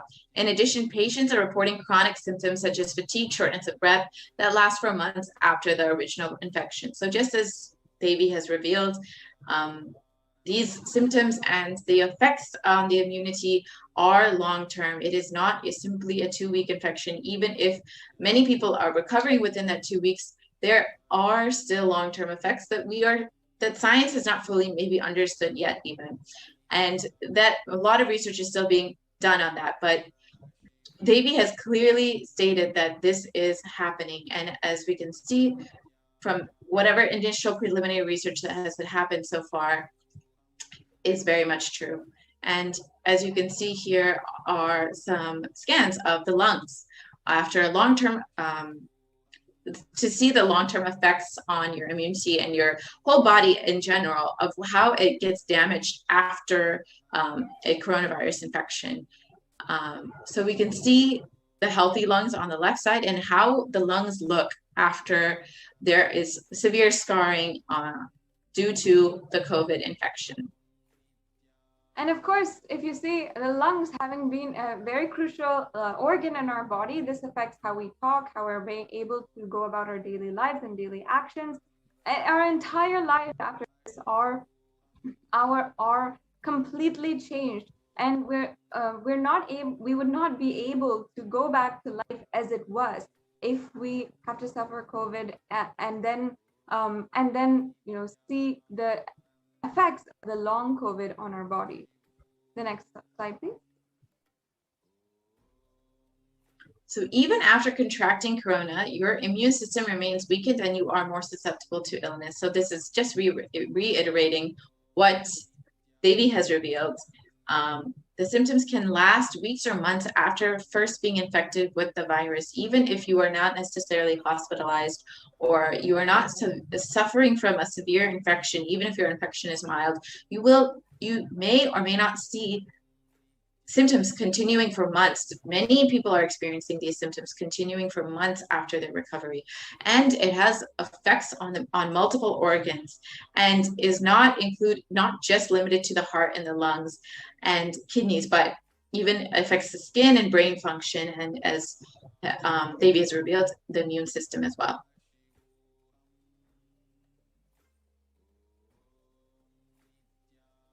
And now let us understand the next revelation that Devi Parashakti made, how that has not manifested, but has literally shown in different ways in across different articles, and how we have seen this literally become reality in front of our eyes. Devi Parashakti revealed that all other diseases which are waiting to attack human bodies we will be susceptible to all of those even after having gotten COVID as well.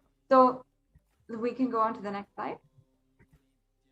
So as many of us have heard before, the black fungus, white fungus, and other fungal diseases have swept through India, affecting majorly recovered COVID patients. So people who have recovered from COVID, who have survived this severe COVID infections, are oftentimes being infected and nearly fatal infections of black fungus, with more than a 50% fatality rate has been reported for this black fungus and other fungal diseases, especially for COVID victims. So as can be seen, out of the 5,424 cases, about 4,566 patients have a history of COVID-19 infection. So it is specifically this black fungal disease is people who have been infected with COVID previously are mainly vulnerable to it. So even if many people who have recovered from COVID are still suffering, are more susceptible to this black fungal disease, and can have a very severe, nearly fatal infection if infected with black fungal disease. And this is exactly how Devi has revealed about the immune system weakening, being weakened due to coronavirus, and then the other diseases attacking the body because the immune system has been weakened.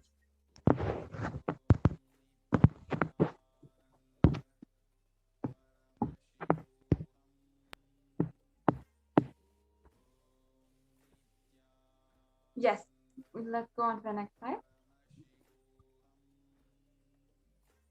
And also the black fungus, white fungus, and other fungal diseases have swept through India, and even after affecting the recovering and recovered COVID patients. As you can see here, many people who have recovered from COVID virus and are being treated for black fungus. The next slide, please. And then now we will understand the last revelation that Devi has made in this clip. It is becoming more and more stronger in multiple forms. So it, meaning the coronavirus, has mutated and is becoming stronger in different forms. And so we will explore what the research is saying about this specific topic, about different variants, and about how coronavirus is strengthening and affecting more and more people. Slide, please. So other variants of coronavirus have been recently discovered. As many people know, there have been the UK variant and the South African variant, and recently also the Delta variant coming out of India, which has been threatening the country with another severe wave known as the Delta variant, which is known to be much more strong than other variants, especially the initial variant coming out of China. This variant is much, much stronger and can cause severe damage to the population of India. Next. And we can see here other variants of coronavirus also have been recently discovered, as Ma Purnapriya was describing. And we have the specific variants. So in Kent, UK, we have the scientific name B117, B.1.17, and that is the alpha variant. In South Africa, B.1.351, which is the beta variant, the Brazil variant, which is the P.1, the gamma variant, and in India, B.1.617.2, or the delta variant, which Ma Purnapriya was describing. So viruses generally mutate, but in the case of COVID, we've seen them become more dominant. And the table shows us the variants that have swept the world. The next slide, please.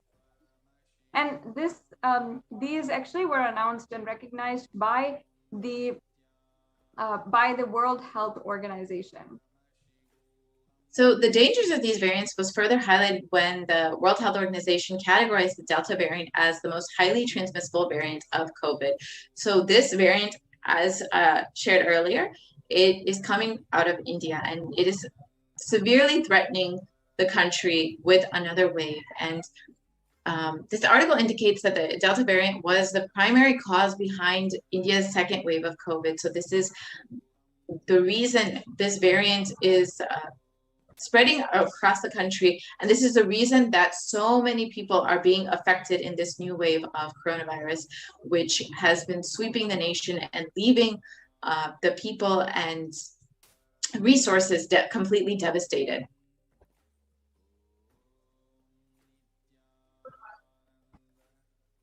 So this small infographic of the 4 variants that are currently circulating, and we can also see how many countries have been affected by that particular variant. So going through, we have Alpha variant from the United Kingdom, which emerged in September 2020, and it was reported in 173 countries.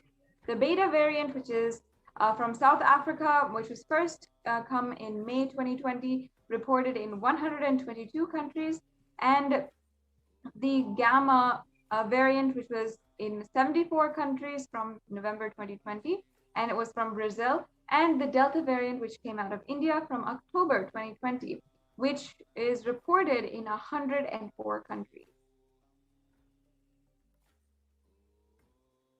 So go ahead. Yes, other variants of corona have also been recently discovered. More than 4,500 sequences of the variant have been detected in about 60 countries. This is about, and studies suggest it is around 60% more transmittable than the Alpha variant, which is more contagious than the original strand that emerged in China. And secondary attack rates have been known to be between 51% to 67% higher than that of the Alpha variant.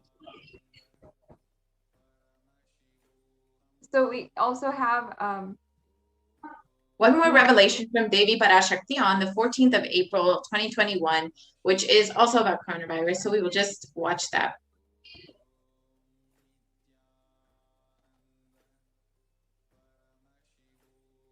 Sharmila, corona ஒழிந்தது. கொரோனாவை வைத்து அரசியலும் அழிவாட்டமும் செய்ய நினைக்கும் மனிதர்களின் சதிராட்டம் முடிய இன்னும் 4 ஆண்டுகளாகும்.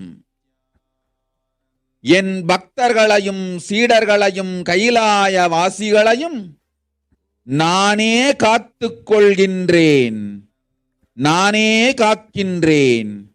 என் பக்தர்களுக்கு ஒரு துயரும் ஒரு துக்கமும் வாராது. ஆனால் உலகின் இந்த கொரோனாவின் சதியாட்டம் முடிய 4 ஆண்டுகள் ஆகும். 2025 தான் அடங்கும். இது சதியாட்டம், மனிதர்களின் சதியாட்டம்.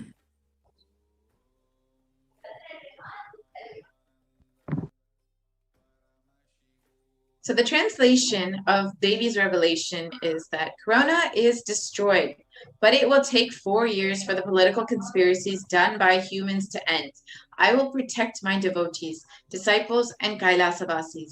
No suffering will come from my devotees, but it will take 4 years for the conspiracy of Corona to end.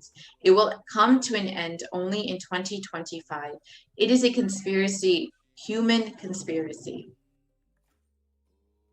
Next slide, please. So, as predicted by Devi, this coronavirus is not predicted, as revealed by Devi, the coronavirus is not going to end anytime soon. It will continue to affect the human population until 2025.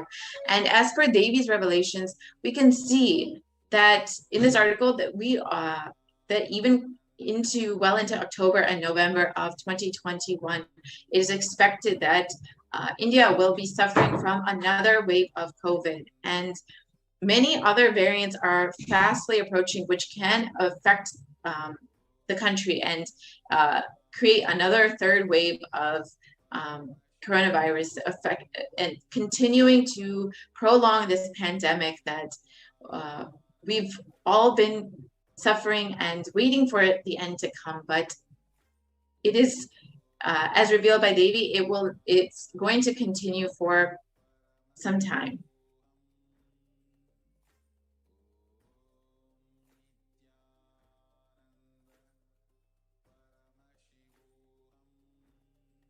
So with more waves of COVID coming up, what is the best way to protect ourselves?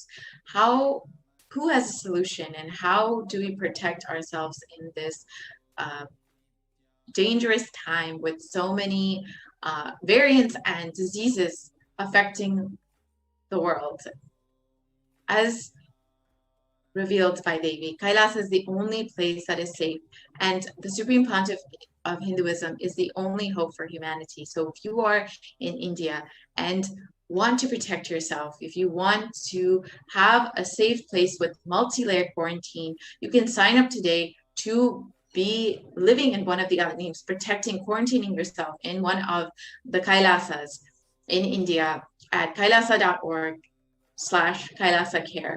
And this is the only way to protect yourself if you are living in India at this time, because as been shown by the research, there are many variants and diseases that will be affecting the body and weakening the immunity, making you susceptible to very severe infections and costing maybe much more than you can understand at this moment. So as Devi has revealed, keep yourself alive this year. That is the only priority. That is the only success that you can have this year, is keeping yourself alive. So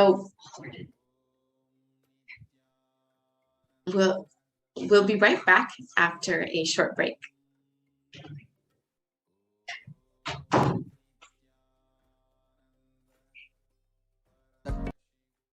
Totality of the knowledge I received from my gurus and practice manifested in my life, perfected by teaching.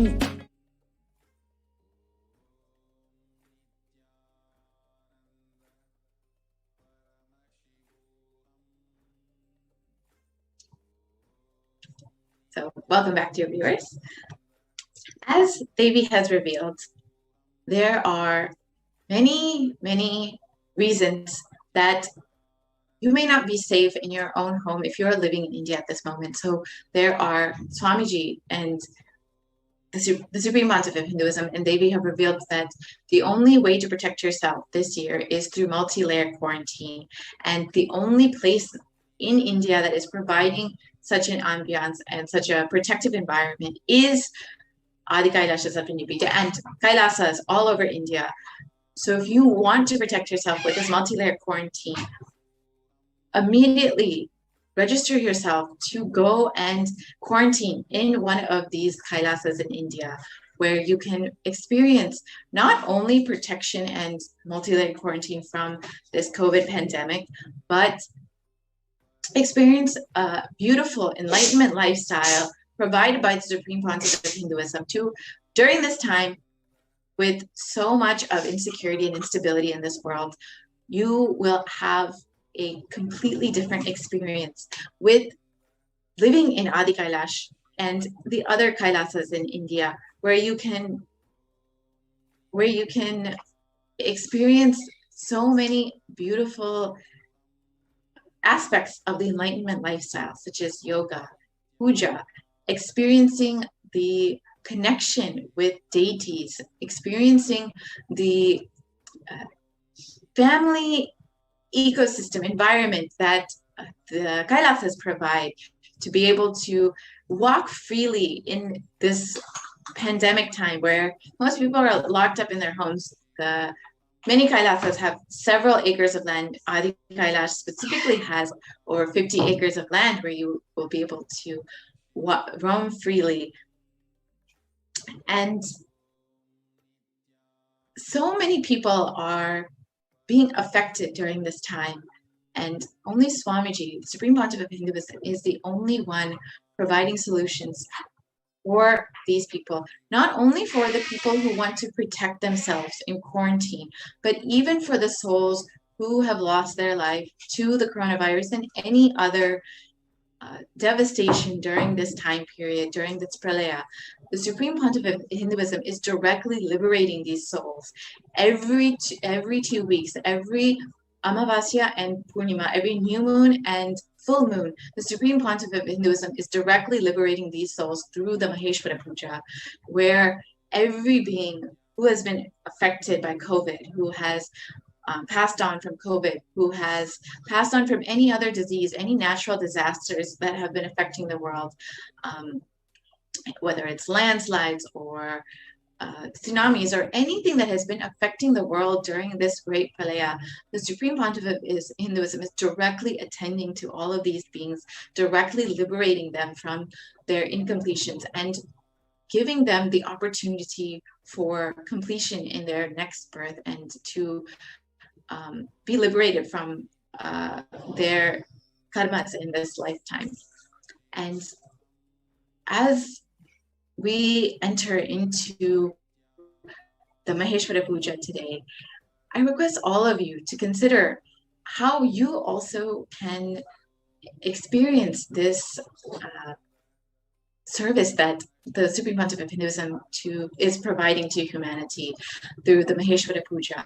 If you are someone who is either wanting for yourself to be liberated after leaving the body, or are concerned for your family members who have left the body during this pralaya, or even before, your ancestors, your friends, your pets even, who have lost their lives either during this pralaya or even before, you can consider signing up for Maheshwara Puja.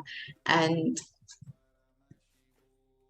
you can visit kailasa.org and sign up for the Maheshwara Puja today, where the Supreme Pontiff of Hinduism will be directly accepting the pinda for liberating the souls, where the sannyasis, the brahmacharis and brahmacharinis and sannyasis of the Nithyananda order will be sitting for the Maheshwara Puja to help to liberate, for the Supreme Pontiff of Hinduism to liberate these souls and perform the Maheshwara Puja for all the souls suffering during this pralaya who are looking for liberation and completion. And as the Supreme Pontiff of Hinduism has said, he is not against death. There's nothing wrong with death, but do not die in a cheap way. during this time, this pralaya is not the time to die. Now is not the time to leave the body because of the collective negativity that has been consuming the humanity. If you leave the body now, it is will be not the right time to leave the body. But if your loved ones have left the body, the only solace for you is to be able to offer this Maheshwara Puja at the feet of the avatar who will directly liberate these souls. Now we will be entering into the introduction to the Maheshwara Puja after a short break. Thank you, Nithyananda.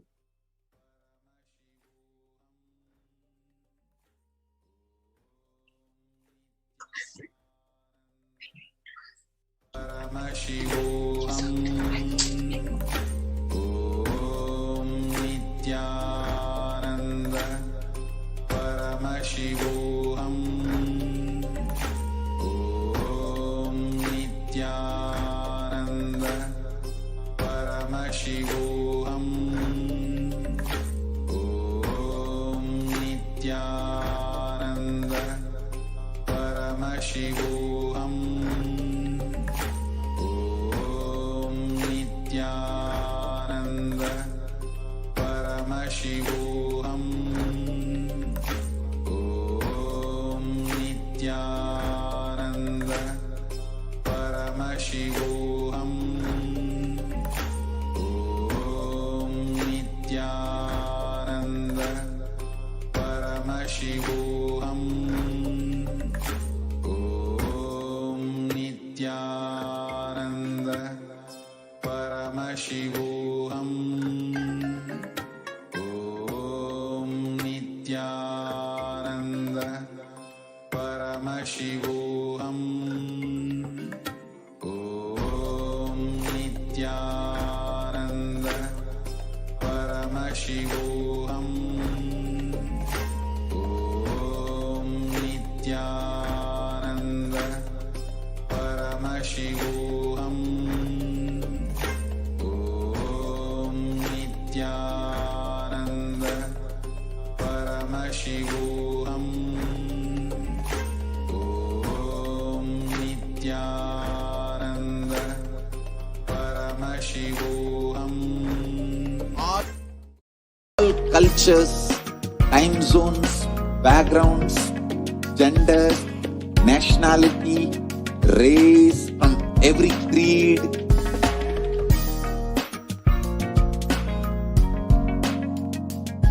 so this absolutely perfected knowledge available to you, served to you in your home without even you moving out of your couch, free of cost.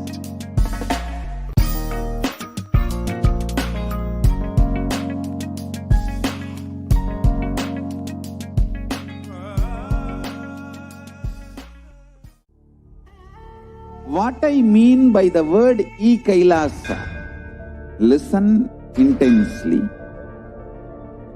Enlightenment ecosystem, literally enlightenment itself, in your own home, wherever you are. If you cannot come to Kailasa, it's okay. Kailasa can come to you. Kailasa coming to you is Kailasa.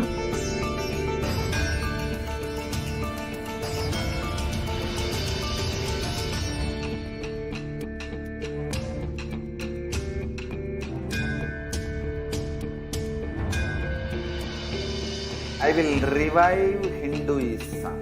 I am a Hindu revivalist, not by any revolution, but by evolution.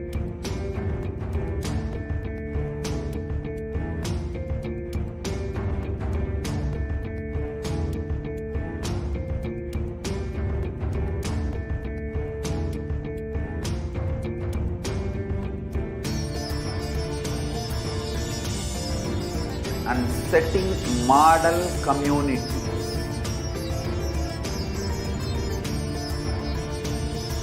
Kailasa, enlightenment ecosystems, Sarvanya Peethas all over the world.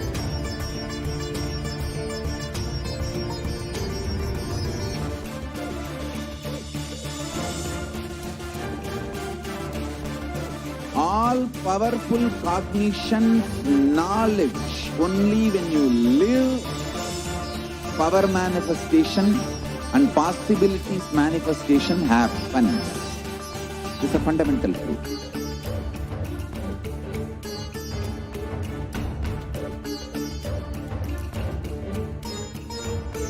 Hinduism cannot live exclusively as one sampradaya. No. All sampradayas of Hinduism is an ecosystem.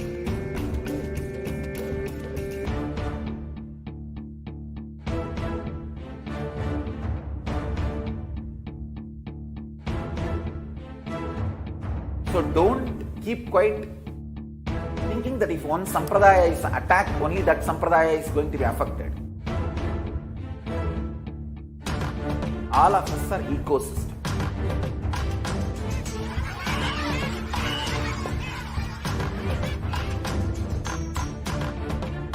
I invite Nithyananda Paramashivoham.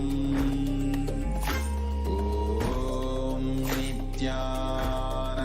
Nithyananda. Welcome back, dear viewers. And so far, all of us have been learning and having an amazing journey into the Parashakti, preparing for the Parashakti Akashic rings, and especially today being Maheshwara Puja, where the Supreme Pontiff is himself going to come to receive the Pinda Darpana and liberate thousands of souls that are yearning for a liberation just by the grace of an avatar. Now, in this segment, the segment that we are going to be having now is a very, very beautiful and a very important segment as well.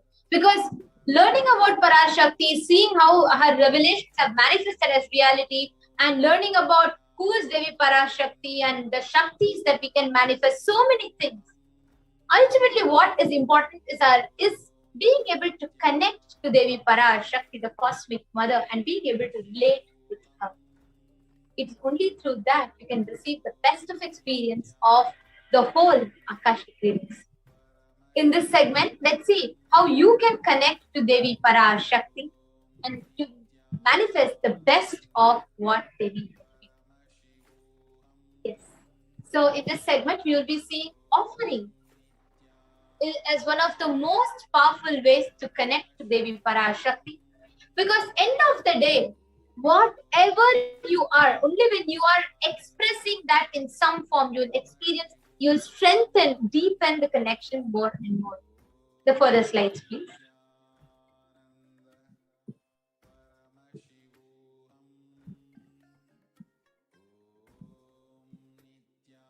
Yes, you could go to the further slides, ma'am.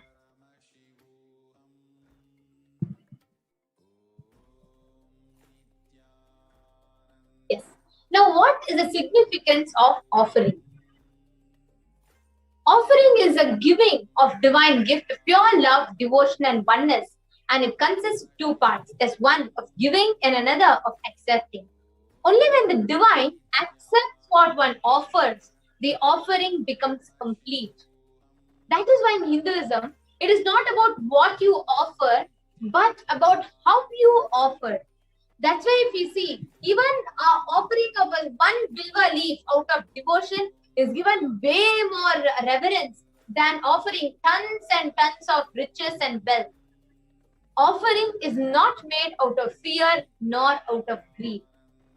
When an avatar lands, the offerings are purely a part of the grand Leela played out for the only purpose of enlightenment, where the person who offers experiences the highest space of gratitude and exhibits that gratitude through the offering to awaken himself in the more in the space of oneness.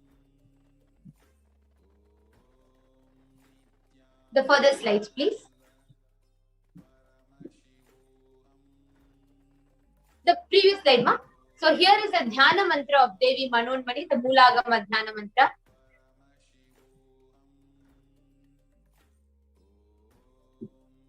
The previous slide. Induni bhaveda karavahmi nayanam syat pankajavara japakshara Angahimabhushana vichitravasanam syat. You could go to the shloka. Tungamakutojvala manonmani swarupam. It's the further slides, please. Next slide. Sorry for the technical glitch. There's a small error in this. Next one. Yes. Indhuni bhaveda karavahni nayanam syat pankajavara japakshara angahimabhushana vichitravasanam syat tungamakutojvala manonmani swarupam.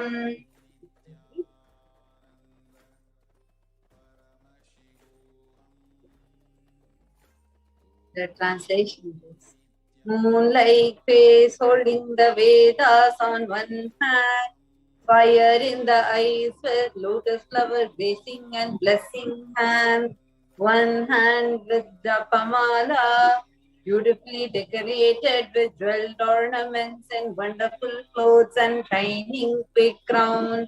Her name is Manonmani. There's also one more Shastra Pramana that we have. Dhyaye devim trinetran shashini bhavadanam vedahastam dadhanam divyaira bharan savye padmam varadam apare chabhayam chakshamalam divyaira bharanai vichitra vasanam. Go to the next slide. On the same slide, it could be. Next slide, please.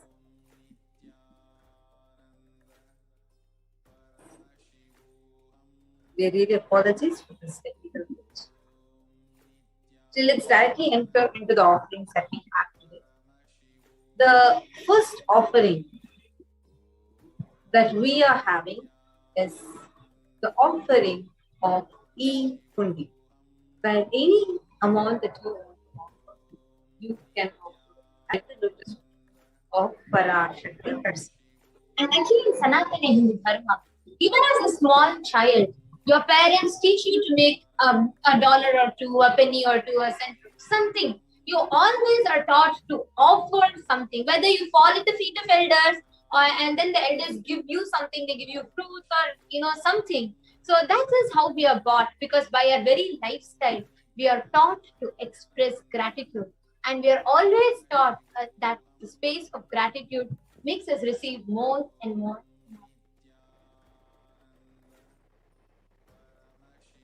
You could go to the further slide. So the offering of e-hundi is where, now that it is amidst this whole pandemic, wherever you are, you will be able to make an offering and reach out your gratitude, express your gratitude to the divine. The next slide.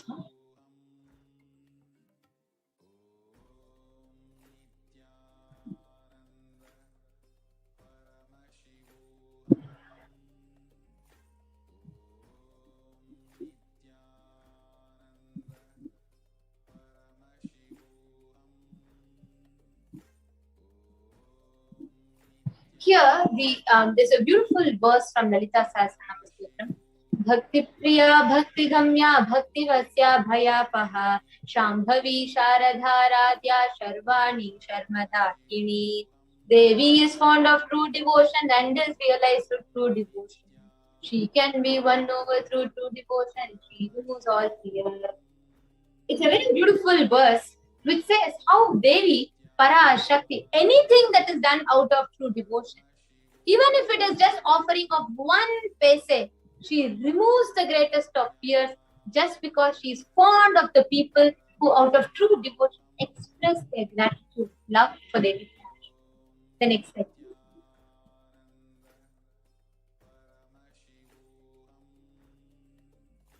The next is the offering of Sankalpa chanting.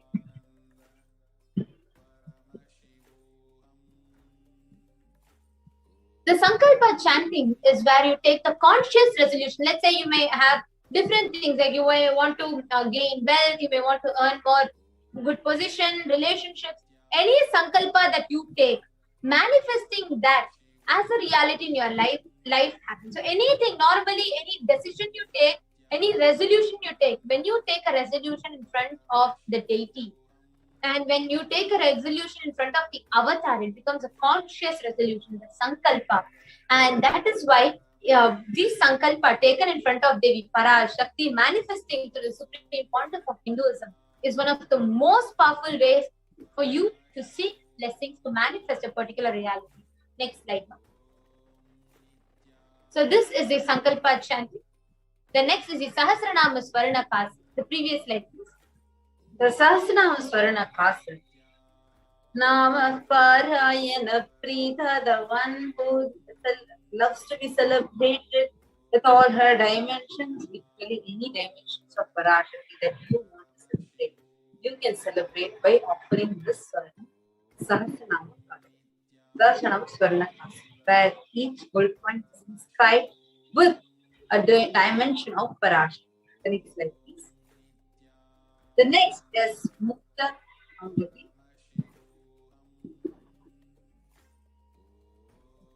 Muktahara lasat kirita ruchiram purnetu vakra prabham Shinjannu purakinkini manitaram padma prabha bhasuram Sarvabhishta bala pradan girisutam Rama sevitam Meenakshim pranatosmi santatamaham Karunyavaranidhim.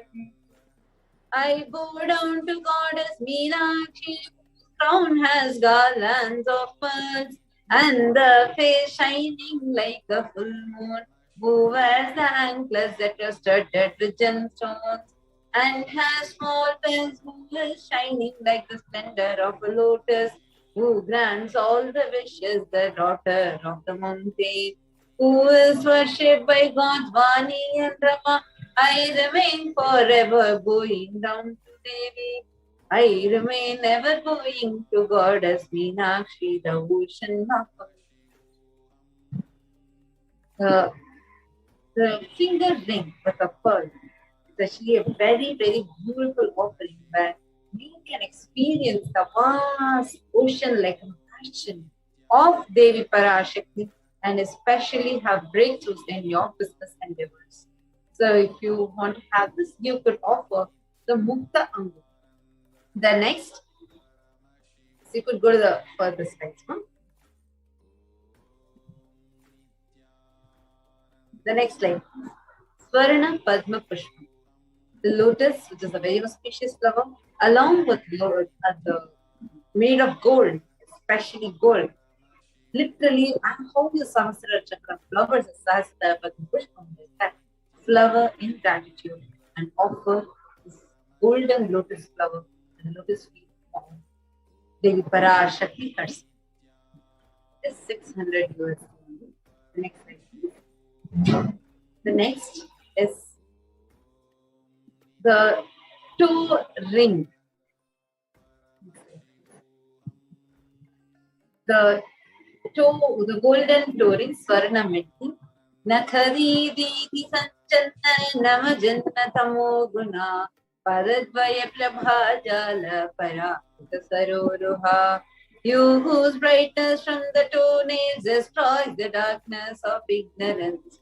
From the minds of your devotees who prostrate at your feet. You whose brightness from your two feet overpowers that of the lotus flower and bestows the blessings to all those who bow down to you.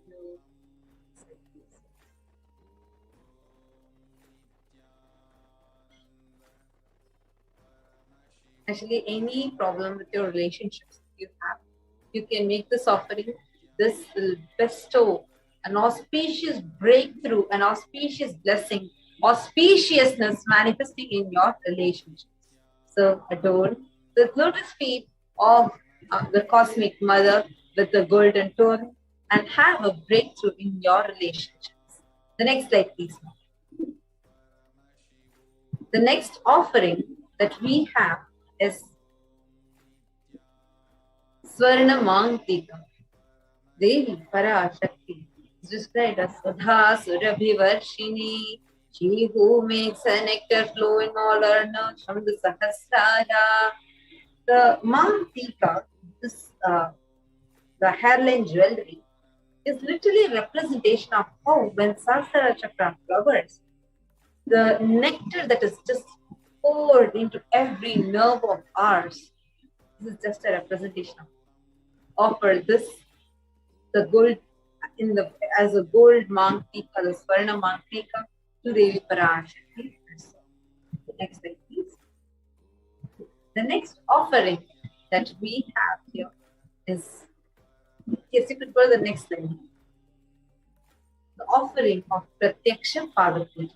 There's a beautiful line that Sri Adi Shankaracharya sings. It says, Shariram surupam tatava kalatram yasascharu chitram dhanam merutulyam manasche nanagnam gurorangri padme tatakim tatakim tatakim tatakim. He says you can have a good body, you can have a handsome form, you can have a beautiful wife, you can have ultimate wisdom, riches, name, fame, everything. And even wealth as much, as strong, as unshakable as Mount Meru. But if you do not have a guru to whom you can express your gratitude, of what use is all this? What use? What use? In Sanatana Hindu Dharma, guru is given utmost importance. And what in the relationship of a guru is given utmost importance is worshipping the Lord of the Guru. There's a very beautiful verse which says, Ananta samsara samudra para naukari kavyam guru bhakti kavyam.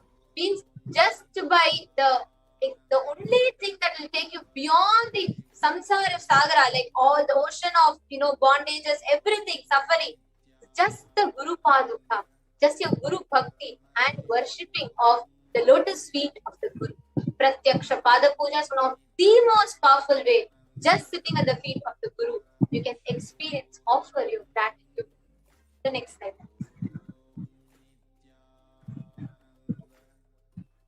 The next is a Vastra Seva, offering of Vastram to Devi Parashakti, where you adorn her with the clothes and decorate her, expressing your love and gratitude. This bestows you with protection and the blessings of the Guru and the Cosmic Mother herself.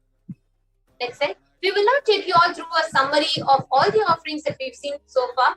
We've seen the E-Mundi offering, we have seen the Sankalpa chanting offering, we have seen the Devi Sahasranama Swarna Kasa, the golden coin, and we have seen the Mukta Anguti, the finger pearl ring, and we have seen the Swarna Padma Pushpam, then we have seen the Swarna Metti, the gold toe ring, the Swarna Mantika, and we've seen the Pratyaksha Pada Puja and Vastra Seva. So for each and every one of you who want to offer this, we will now take you all through the registration links and how you can make these offerings. So here tiny.cc/Devi-offerings is a link through which you can go ahead and instantly register and make an offering. You can go to the next slide, ma'am.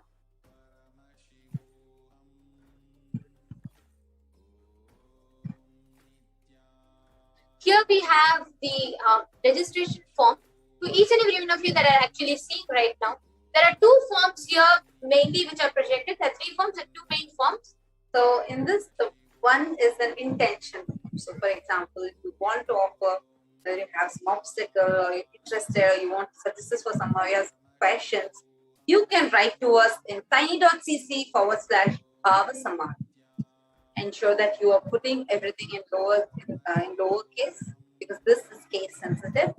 The next is, if you want to make the offering itself, then visit tiny.cc/Devi-offerings. So once you fill in this form, you will then need to fill up the next form, which is tiny.cc/Sankalpa 2020. So now let's just visit this link, tiny.cc/Devi-offerings. Devi-offerings. So you could actually type the link on tiny.cc/Devi-offerings. Offerings.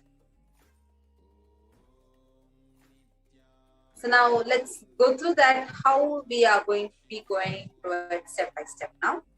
So I request all of you, you can just see here in the screen which is in front of you. So once you open, I request So once you open this link, you will be led to this page which will say the different offerings. You could go just scroll down and you will see it appear on top where it is called as like right towards the right side. You will see Save Us and there's an option called Choose an Option. Then you can click that and you'll see a drop down list with all these Save Us. Yes, you can click that one. You'll see a list of Save Us. Now let's say you choose Pratyaksha Pada Puja. So you can just click on one of the offerings. Any one offering you can just click. So now you will see the rate coming and you'll see a box with the number 1. So actually that's the box where you can click how many you want to offer. Like you want to offer and one other family wants to offer, so you're paying for both. So you can just put the number 2 over there. And then you can click the button Add to Cart. So once you click Add to Cart, it will lead you to the next part where you will be, yes, you can scroll down now. And you will see the total amount. Then you have to click the button called Proceed to check out. And then once you click that button, it will lead you to this billing details page. So make sure you fill up everything, all the requirements. If you could scroll down. And ensure your all the payment options, and ensure you're also ticking all the check boxes down. Yes, you can scroll more down now. Yes. So make sure you click the checkbox. And you can go ahead and place your order. So this makes this ensures that you're registering yourself for the seva. And yes, thank you so much. Now each and every one of you that are watching this, each of you can go ahead and once you fill this, please make sure you also fill tiny.cc/Sankalpa 2021. And it's only with that you are confirming your registration for the event, for the offering. So please make sure that you are making an offering, you're registering for the offering by filling this form. Yes. Yes, we actually request the. You could stop the screen share now. Thank you so much. And now with this, we are going to be moving to the next segment after a short break.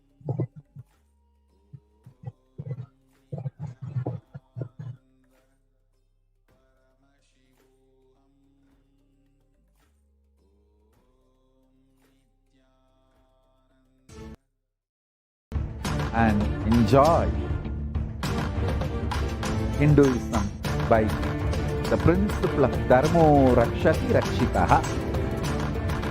When you protect Dharma, Dharma protects you. We will make the whole planet flourish spiritually. The spiritual prosperity will happen to the whole planet. We all have to coexist together.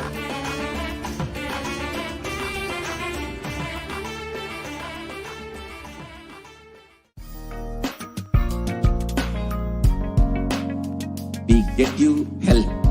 We get you ability to build beautiful relationships in your life. We get you direct spiritual support, and we make sure you become wealthy.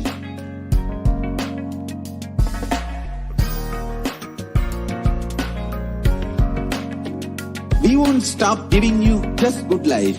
We will literally not stop till you live enlightened life. manifesting the state of Paramashiva, space of Paramashiva, powers of Paramashiva, being of Paramashiva.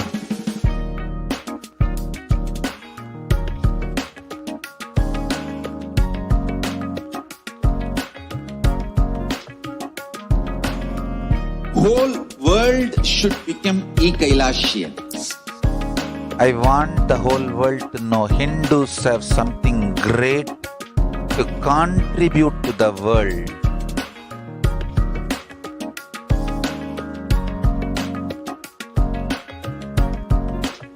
We have something great to contribute to the world. Let us do that.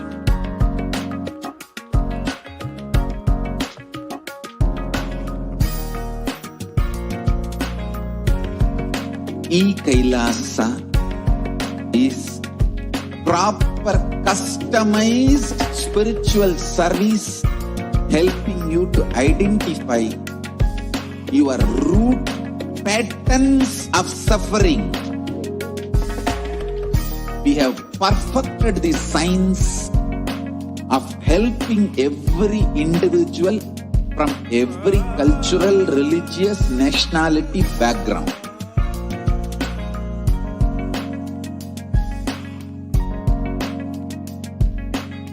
You will have lowest reactionary assumptions, highest awakened response, alive response for life continuously.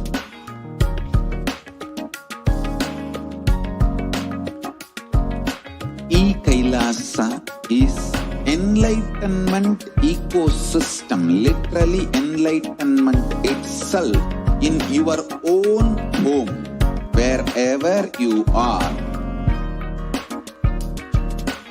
Proper customized spiritual service helping you to complete with your life negativity, withdrawal from life, self-hatred, self-denial, self-doubt, so much of tiredness, laziness.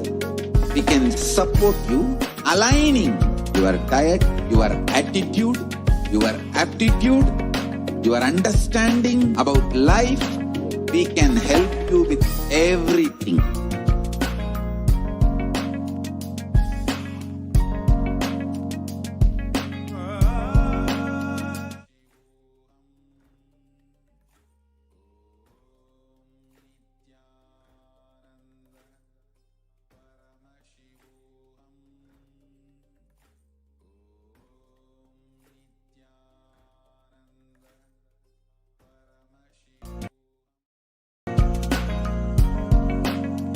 If you are interested in enlightenment, we will immediately bring this to you. If you are not interested, we will explain the whole science, inspire you and make you interested in enlightenment time. We need to cater this enlightenment science to the whole world wherever they are, because enlightenment is the birthright of all human beings. Kailasa is responsible to provide that to all human beings.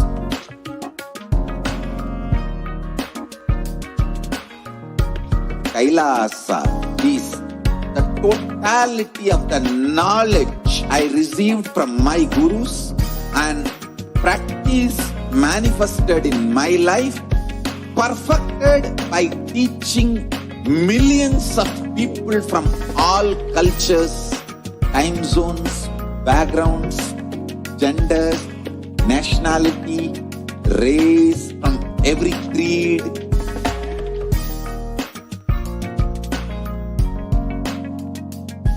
So this absolutely perfected knowledge available to you, served to you in your home, without even you moving out of your couch, free of cost.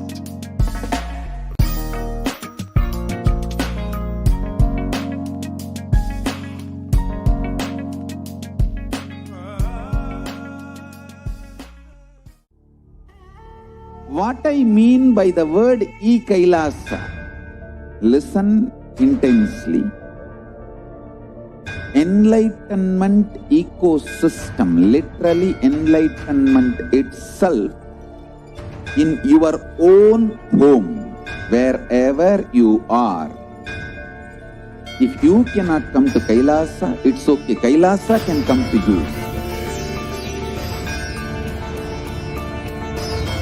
Kailasa coming to you is e-Kailasa.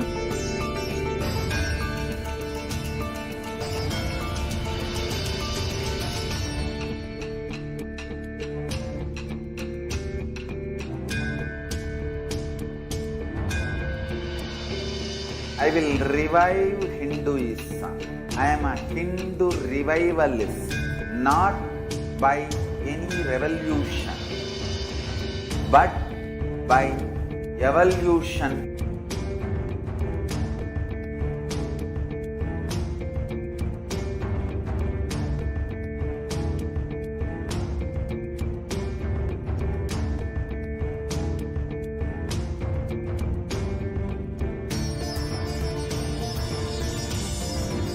And setting model community.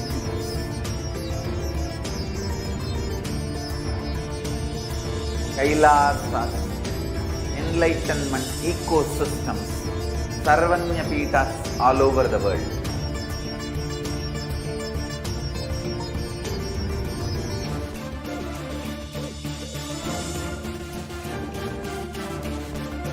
All powerful cognition, knowledge, only when you live, power manifestation and possibilities manifestation happens. It's a fundamental truth.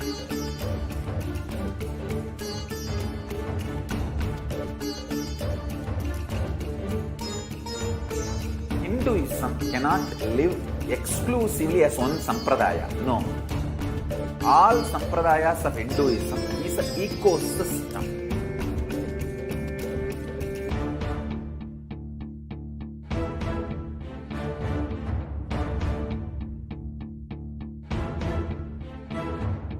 So don't keep quiet thinking that if one sampradaya is attacked, only that sampradaya is going to be affected.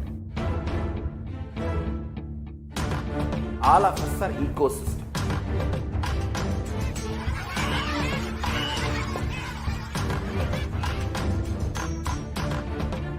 I invite all of you to get involved and enjoy Hinduism by the principle of Dharmo Rakshati Rakshitaha. When you protect Dharma, Dharma protects you.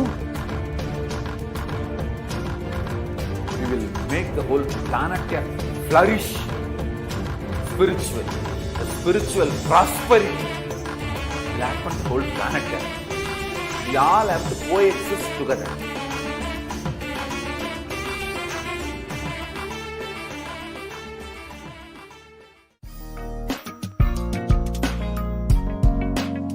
We get you health. We get you ability to build beautiful relationships in your life. We get you direct spiritual support, and we make sure you become wealthy.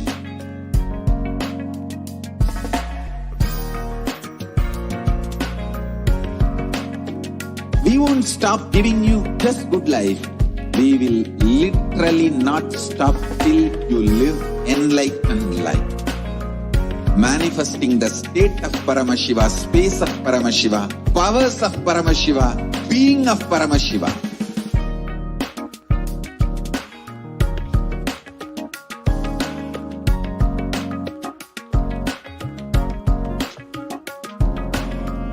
Whole world should become e-Kailasians. I want the whole world to know Hindus have something great to contribute to the world.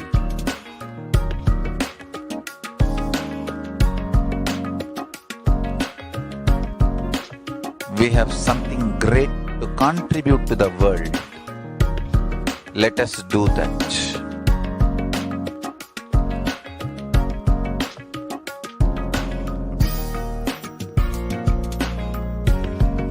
E-Kailasa is proper customized spiritual service helping you to identify your root patterns of suffering.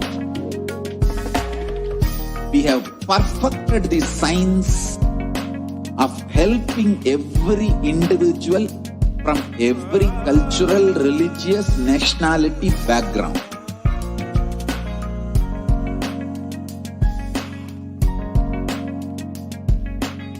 You will have lowest reactionary assumptions, highest awakened response, alive response for life continuously.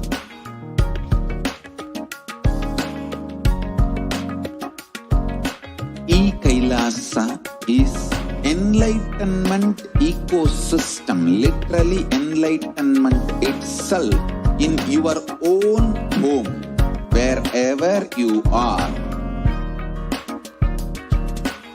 Proper customized spiritual service helping you to complete with your life negativity, withdrawal from life, self-hatred, self-denial, self-doubt, so much of tiredness, laziness.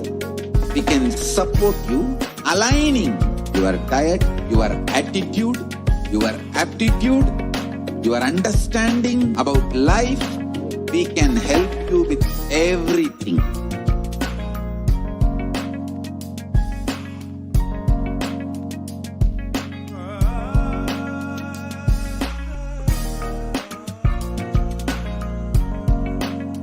If you are interested in enlightenment, we will immediately bring this to you. If you are not interested, we will explain the whole science, inspire you and make you interested in enlightenment science. We need to cater this enlightenment science to the whole world wherever they are, because enlightenment is the birthright of all human beings. Kailasa is responsible to provide that to all human beings.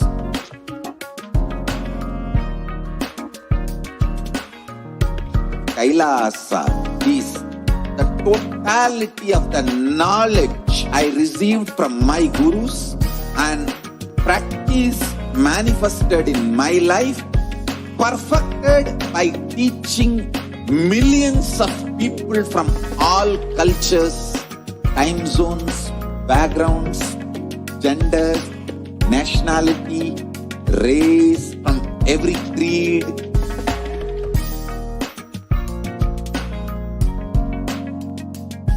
So this absolutely perfected knowledge available to you, served to you in your home, without even you moving out of your couch, free of cost.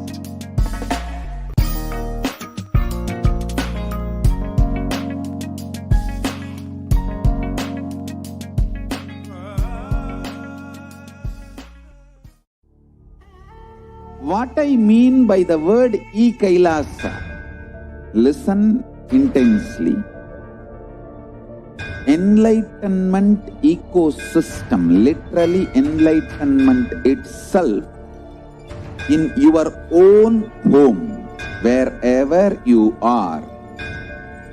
If you cannot come to Kailasa, it's okay. Kailasa can come to you. Kailasa coming to you is Kailasa.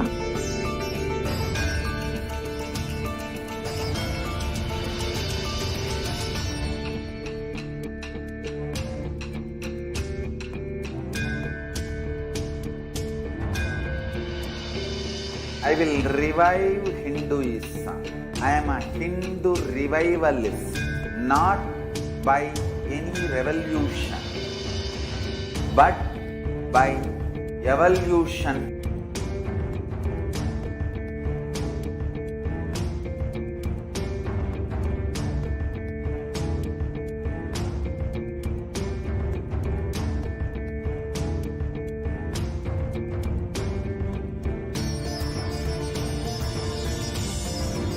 and setting model community.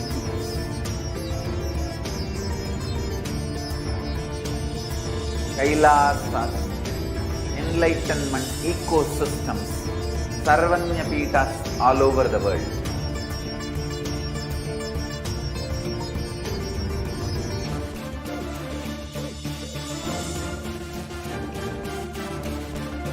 All powerful cognition, knowledge, only when you live, power manifestation and possibilities manifestation happens. It's a fundamental truth.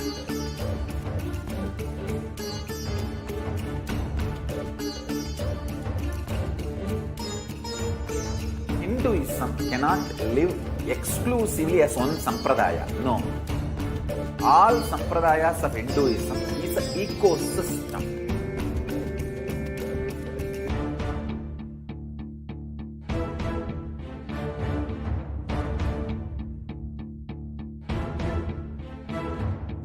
So don't keep quiet thinking that if one sampradaya is attacked, only that sampradaya is going to be affected. All of us are ecosystem.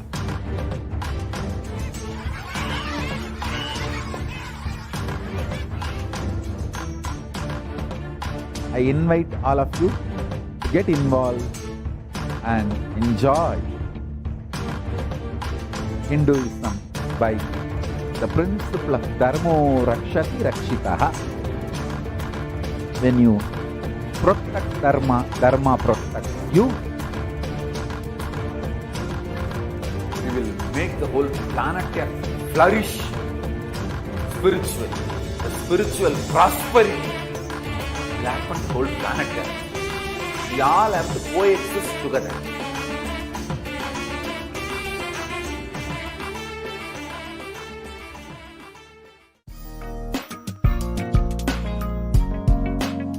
We get you health. We get you ability to build beautiful relationships in your life. We get you direct spiritual support, and we make sure you become wealthy.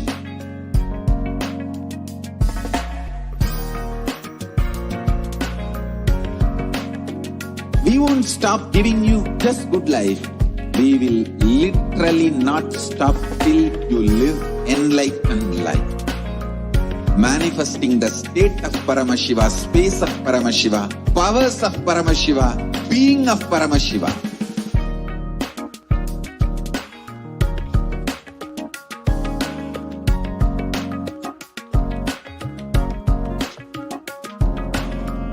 Whole world should become Kailasians. I want the whole world to know Hindus have something great to contribute to the world.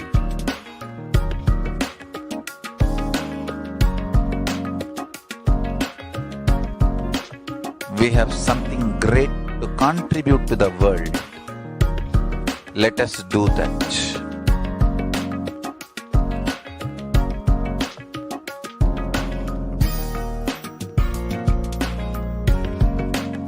Kailasa is proper customized spiritual service helping you to identify your root patterns of suffering. We have perfected the science of helping every individual from every cultural, religious, nationality background.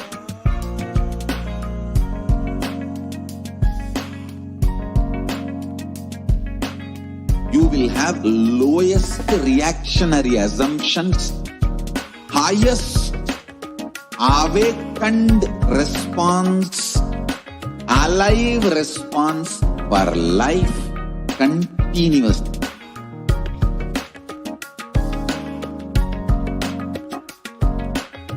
Kailasa is enlightenment ecosystem, literally enlightenment itself in your own home, wherever you are. Proper customized spiritual service helping you to complete with your life negativity, withdrawal from life, self-hatred, self-denial, self-doubt, so much of tiredness, laziness. We can support you, aligning your diet, your attitude, your aptitude, your understanding about life. We can help you with everything.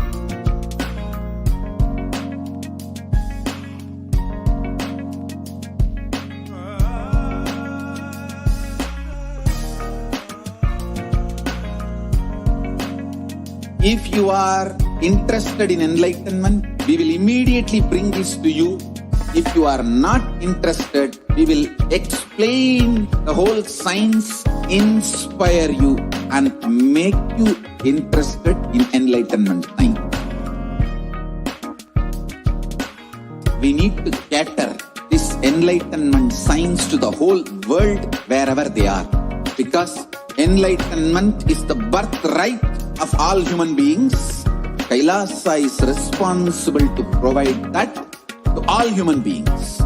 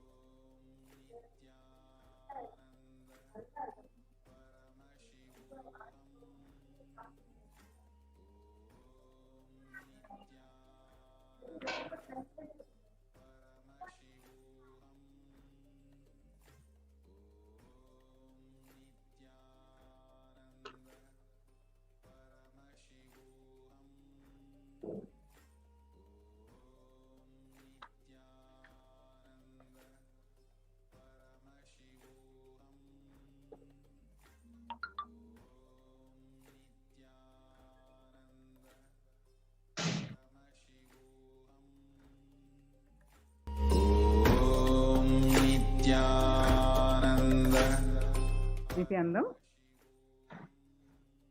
Today, on the auspicious day of the Ashada Amavasya and a special nakshatra, Tiruvattira nakshatra, we're going to offer the Maheshwara Puja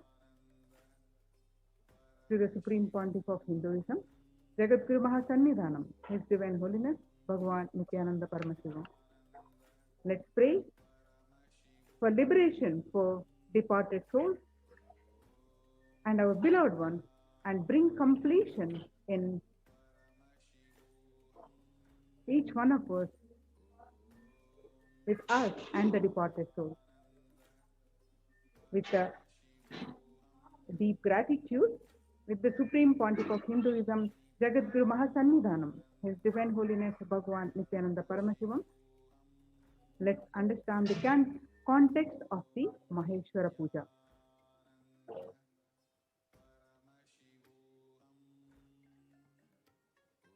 Nithyanandam Paramasugadam Kevalam Jnanamurtim Dvandvatitam Gagana Sadrusham Tattvamashyadilaksham Ekam Nityam Vimalamachalam Sarvadi Sakshibhutam Bhavatitam Triguna Rahitam Sadgurum Tam Namami. Nithyanandam. So in this Maheshwara Puja, so what powerful cognition that we will learn in this segment? What happens to the soul after death? How do we choose our next body? What happens to the soul in case of natural death? If the soul has a sudden accident, or if the soul committed suicide. If someone commits suicide, does it affect the next generation? How does Maheshwara Puja help in the journey of a departed soul? So what is Maheshwara Puja? Maheshwara Puja is offering to the ancient sacred ritual, the oldest ritual in the Vedic tradition. This is offering of food to the Supreme Pontiff of Hinduism, Jagadguru Mahasannidhanam, His Divine Holiness Bhagwan Nithyananda Paramashivam, along with all his monastic disciples. Offering food to the Supreme Pontiff of Hinduism is equal to feeding millions of hungry people. This is offered to liberate the departed soul and let them rest in peace, and giving the greatest gift on the planet Earth, that is giving the enlightenment itself to their soul. Regardless of the number of births the soul would have taken, regardless of the soul, while embodied, having been initiated by the master or not, in his lifetime, the master can intervene and make his presence available in the departed soul's life and lead it to enlightenment. This is possible only through Maheshwara Puja. The Supreme Pontiff of Hinduism, Jagadguru Mahasannidhanam, His Divine Holiness Bhagwan Nithyananda Paramashivam says, the best place on the planet Earth to give Pinda Tarpana. Pinda Tarpana is also called Shraddha, is in the remembrance of the departed soul. Every year, the inheritors, the sons, grandsons, offer to the departed soul the food called Pinda Tarpana. It's a ritual that every Hindu follows, gives to their departed one. So, the Supreme Pontiff of Hinduism says the best place on planet Earth to give Pinda Tarpana is the stomach of a sannyasi. That is the hunger fire, the Jataragni in the stomach, who makes our food digest. And the best fire in which you can offer the Pinda Tarpana is Shraddha, which reaches the departed ancestors or Pitrus directly. According to the Agamas, Soma Sambhu Paddhati says, it is 1,000 times more greater than offering any Shraddha or any Pinda in any river, any water body, any lake, any holy land, any holy place. Offering in the stomach of a living incarnation of Paramashiva is the best form of Pinda Tarpana or Shraddha. In Hinduism, Shraddha, wherein the food is offered to sannyasis for the completion with the departed soul, is called Maheshwara Puja. In the Soma Sambhu Paddhati, Shraddha Vidhi, Sloka, verse 3, it says, Lingino Brahmanasya Shraddhaya Shiva Dikshitaha.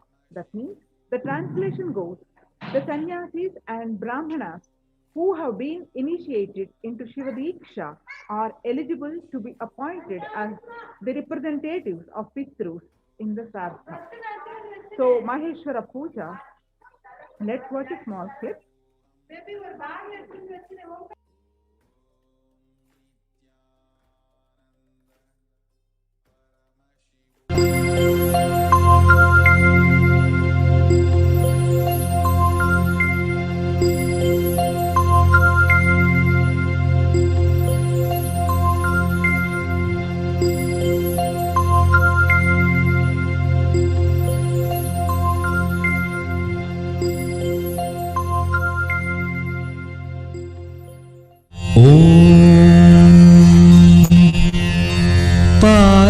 देवाय प्रतिबोधितां भगवता नारायणेन स्वयं व्यासेन ग्रथितां पुराणमुनिना मध्ये महाभारतम् अद्वैतामृतवर्षिणीं भगवतीम् अष्टादशाध्यायिनी अम्ब त्वामनुसन्दधामि भगवद्गीते भवद्वेषिणी। अथ पुरुषोत्तमयोगो नाम पञ्चदशोऽध्यायः।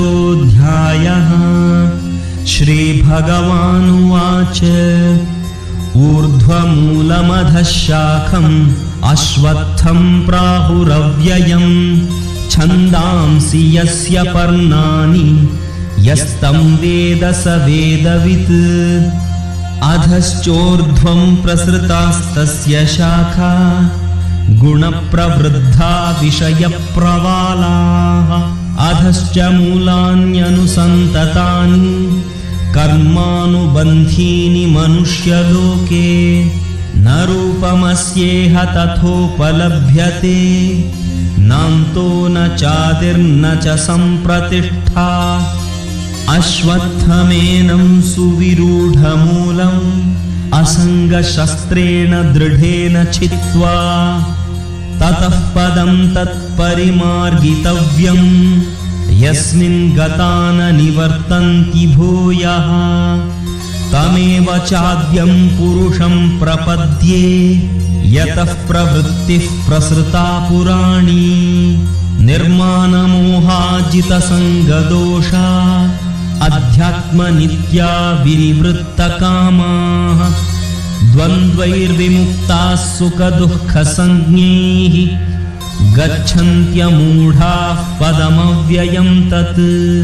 न तद्भासयते सूर्यो न शशाङ्को न पावकः यद्गत्वा न निवर्तन्ते तद्धाम परमं मम। ममैवांशो जीवलोके जीवभूतः सनातनः।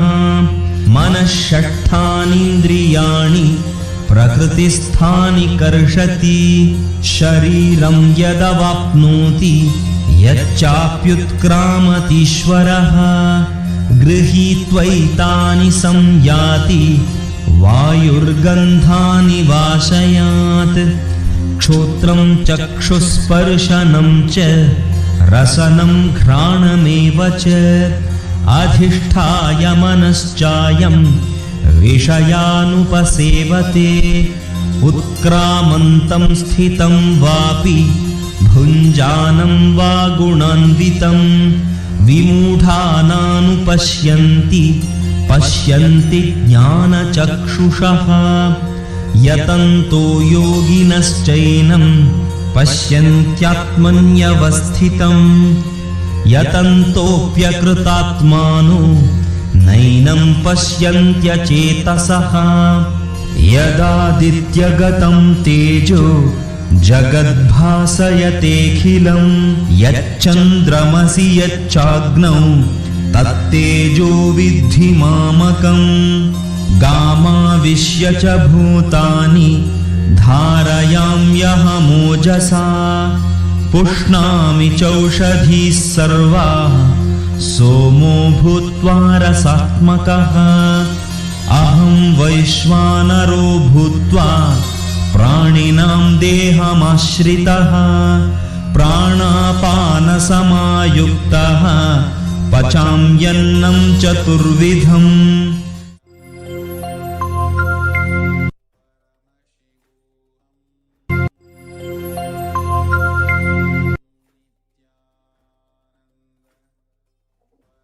So, Maheshwara Puja is to help the departed souls rest in peace. This is the offering of food to the master along with his monastic disciples.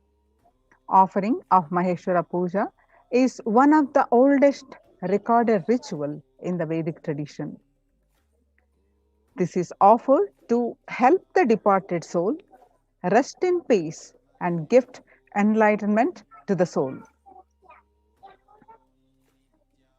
Maheshwara Puja is a very important process for completion with any departed soul. In Maheshwara Puja, the Supreme Pontiff of Hinduism and all his sannyasis become an empty space, the bridge for the Shraddha, Pinda, the offerings, the oblations to reach the Pitrus, your loved ones, the elders, or any departed soul.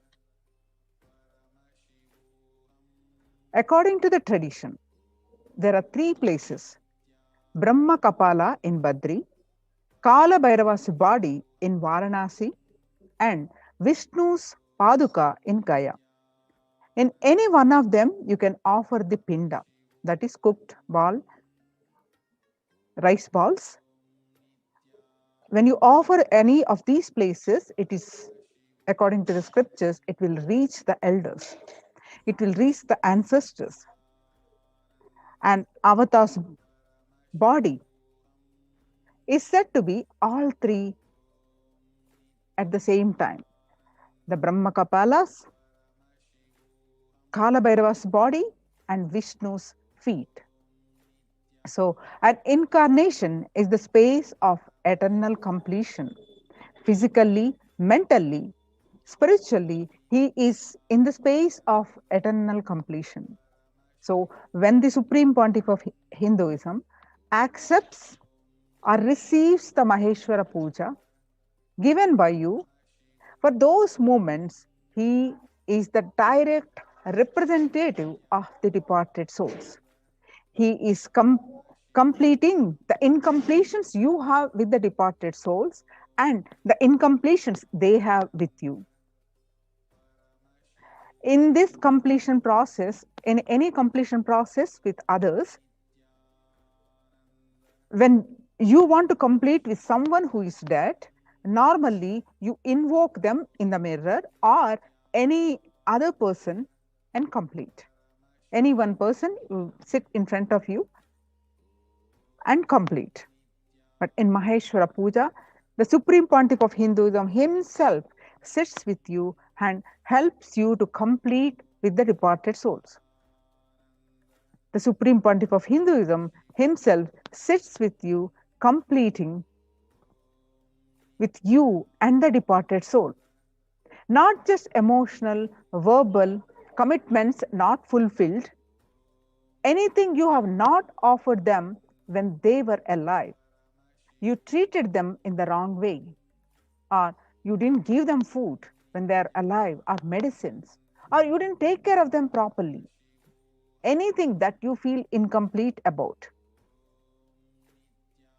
Each human being has a duty to complete with his Pitrus, the ancestors, elders, his family deity, family guru, parents who were alive, nature which is around you, and your Satguru. All of you are expected to complete with all of them. So if somebody has left the body in this group, any one of this group, and you have some incompletions with them, for example, you did not give them food properly, but you took over their property after they died, or you did not take care of them when they were alive, but you have inherited a huge wealth after they left. So if these or any of the incompletions are there with you, the Supreme Pontiff of Hinduism himself sits and liberates you from these incompletions by accepting the offering in the form of food. So actually, since the soul has left already, the food does not reach that soul, but the soul will be liberated from the incompletion it carries with you. So food itself does not reach, but the completion reaches the soul. So you will be relieved from the incompletion you carry with them and become complete, and that being, that departed soul, will be relieved of the incompletions it carries because of your incompletions. So it is like the departed soul would have already taken the next birth. Suddenly, for no reason, he feels relieved from his karmas and he starts progressing in his journey. Wherever he needs to progress, he will feel the sudden shift. So it is like completing the completions at both ends. It is the blessing of an incarnation when he sits and accepts the Maheshwara Puja. It is like when you sit and do Shraddha and Pinda Tarpana on your own, the responsibility is with you. When the Supreme Pontiff of Hinduism sits and receives the Maheshwara Puja, the responsibility of completing you and completing that being, the departed soul, is the Supreme Pontiff of Hinduism. Maheshwara Puja is a method to complete with you and the soul who is departed from your life. Once you offer the Maheshwara Puja, after that, you may not need to do Shraddha. Once that every year that we offer on the remembrance of the Maheshwara departed soul. Once the Maheshwara Puja is done, eternally the completion happens. After that, you may not need to do the Shraddha. Shraddha is more like you sitting and doing completion with your efforts. Maheshwara Puja is the Supreme Pontiff of Hinduism making the completion process happen at the both ends. Can Maheshwara Puja help the soul which has committed suicide? As you may be aware that suicide is the worst form of death. Once a soul commits suicide, it has to stay in a terrorized launch till the natural death period. Offering Maheshwara Puja to a soul which has committed suicide will help relax the soul. The only thing you can do to help that soul is Maheshwara Puja. If you have any close family or friends who have committed suicide, Maheshwara Puja will be the great help the soul in its journey. If you feel you need to complete with any departed soul, do not miss offering Maheshwara Puja. You can see some of the pictures of the Supreme Pontiff of Hinduism and all his monastic disciples sitting and offering the Maheshwara Puja.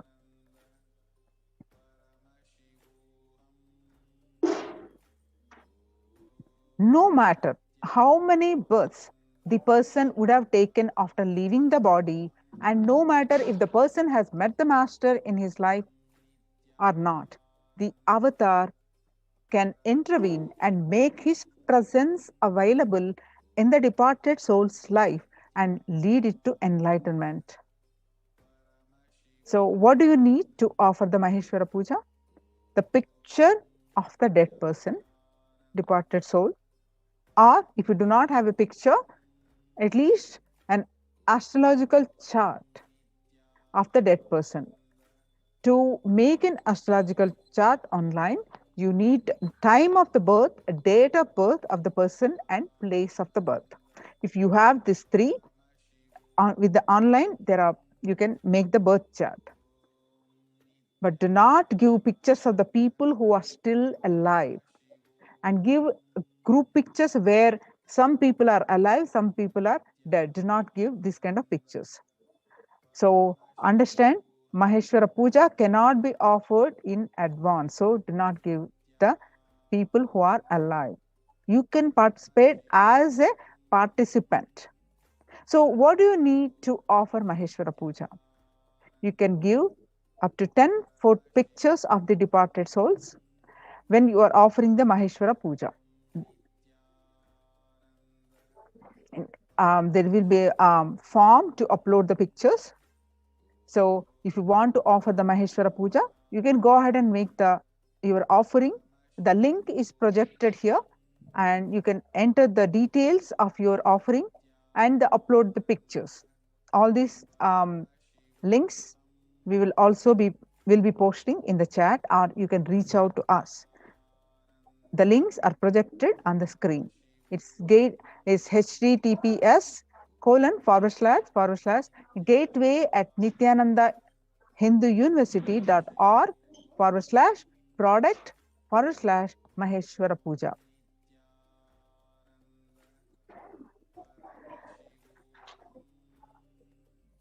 Now let's watch Cosmic Truths About Death. What leaves the body after death? What happens after natural death versus accident versus suicide? Let's understand, how does Maheshwara Puja help a departed soul? Does suicide in family affect next generations?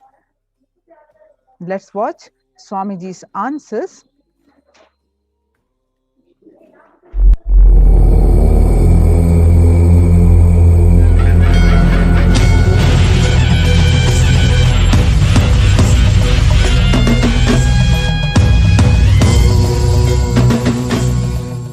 Nithyananda. Go ahead, ma. Swamiji, I just wanted to share something. This is not a question, but I actually went to Badrinath, to Brahmakapala, to do the Shraddha, to do the Pinda Tarpana for my ancestors a few years ago. They told me I cannot do it because I'm a female, and you have to be a male, and you have to be the eldest son in the family. So they have a lot of restrictions. So it's not very easy to do those, and I think the Maheshwara Puja, it's just we sit right here and it just happens. We don't have to worry about, and nowadays the roads are not even accessible very easily to these places. No, not only that. You see, listen, in that rituals, in the 13, anything related to the dana women can do, like a godana, budana, swarnadana, vastradana, annadana and all. Rituals, basically women are not allowed to do in the later days of Hinduism. The post-Shankara time, the all rituals were banned for women. That is the reason this rule came. Okay. But originally in the Upanishads and Vedic period, there are records, women doing Shraddha and even last rites. There are tons and tons of records and enough of records. And even the Shraddha mantra, in Shraddha mantra, where the priest asks the person who is giving Shraddha to hold the rice and the til, he addresses male and female. Please understand, he addresses masculine and feminine. And there are at least few places we have enough references and enough of evidence where women were asked to give Shraddha and participate in the rituals. Now what you are saying that in Badri it is not happening is just recent times, maybe last 600, 700 years, the male chauvinistic. That is the reason the Shraddha was stopped for women. You guys take this reference and go and do Shraddha in Badri and tell them, my Guru is Mahamandaleshwar, he has given this reference. You tell whether this sutra is right or wrong. Yes, Swamiji. Is this sutra original? Is this mantra original? Yes. He says, yes, it is original. Then allow me to do Shraddha. That's all. Yes. Swamiji, Pitru Doshat Kaga Pandra Puja, Maheshwara Puja is the same? Yes, it's one and the same. Swamiji, what if we don't have any photos or any birth time? No, I cannot do Maheshwara Puja. You have to have either birth chart or the photo. Without that, I won't be able to offer. Swamiji, go ahead. While in Kailasa, with you, we paid the tarpana, whatever the. Then I think that's enough. That's enough. Okay. Second is, when you say they will be relieved of all the, after the Maheshwara Puja, relieved of all the karmas. I thought it's only the incompletion. All your karmas are actually incompletion. Even the past life? Yes. Okay. Even the need for breathing is an incompletion. No, but my question is this. In the present life, there are the incompletions, let's say. But the karma is also from the previous life with somebody else. In the past life incompletions only, you bring it as a karma in the present life also. With the same soul? May not be same souls, but the carrier is the same soul, na? Say, for example, past life you would have had a fight with your husband. This life you may be having a fight with your wife. But the pattern is same in as far as the recording inside as the karma. Right, but it's like my father.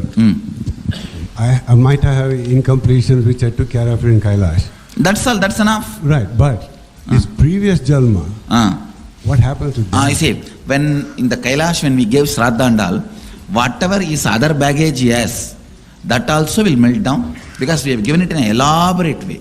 Don't worry. Thank you, Swamiji. Swamiji, you said 13 days, within 13 days if you do Shraddha, the soul which is born will get released of all the karmas. And suppose he has taken another birth, and within that 13 days if we do the Maheshwara Puja, he will, in another body he will get enlightened and leave the body as well? Or no, he will leave the body and he will not have karma. He will not take another one body, which means enlightenment. Okay, but that life no, that body which he has taken itself will be dead. Okay. The child will be dead within maybe 4 or 5 days.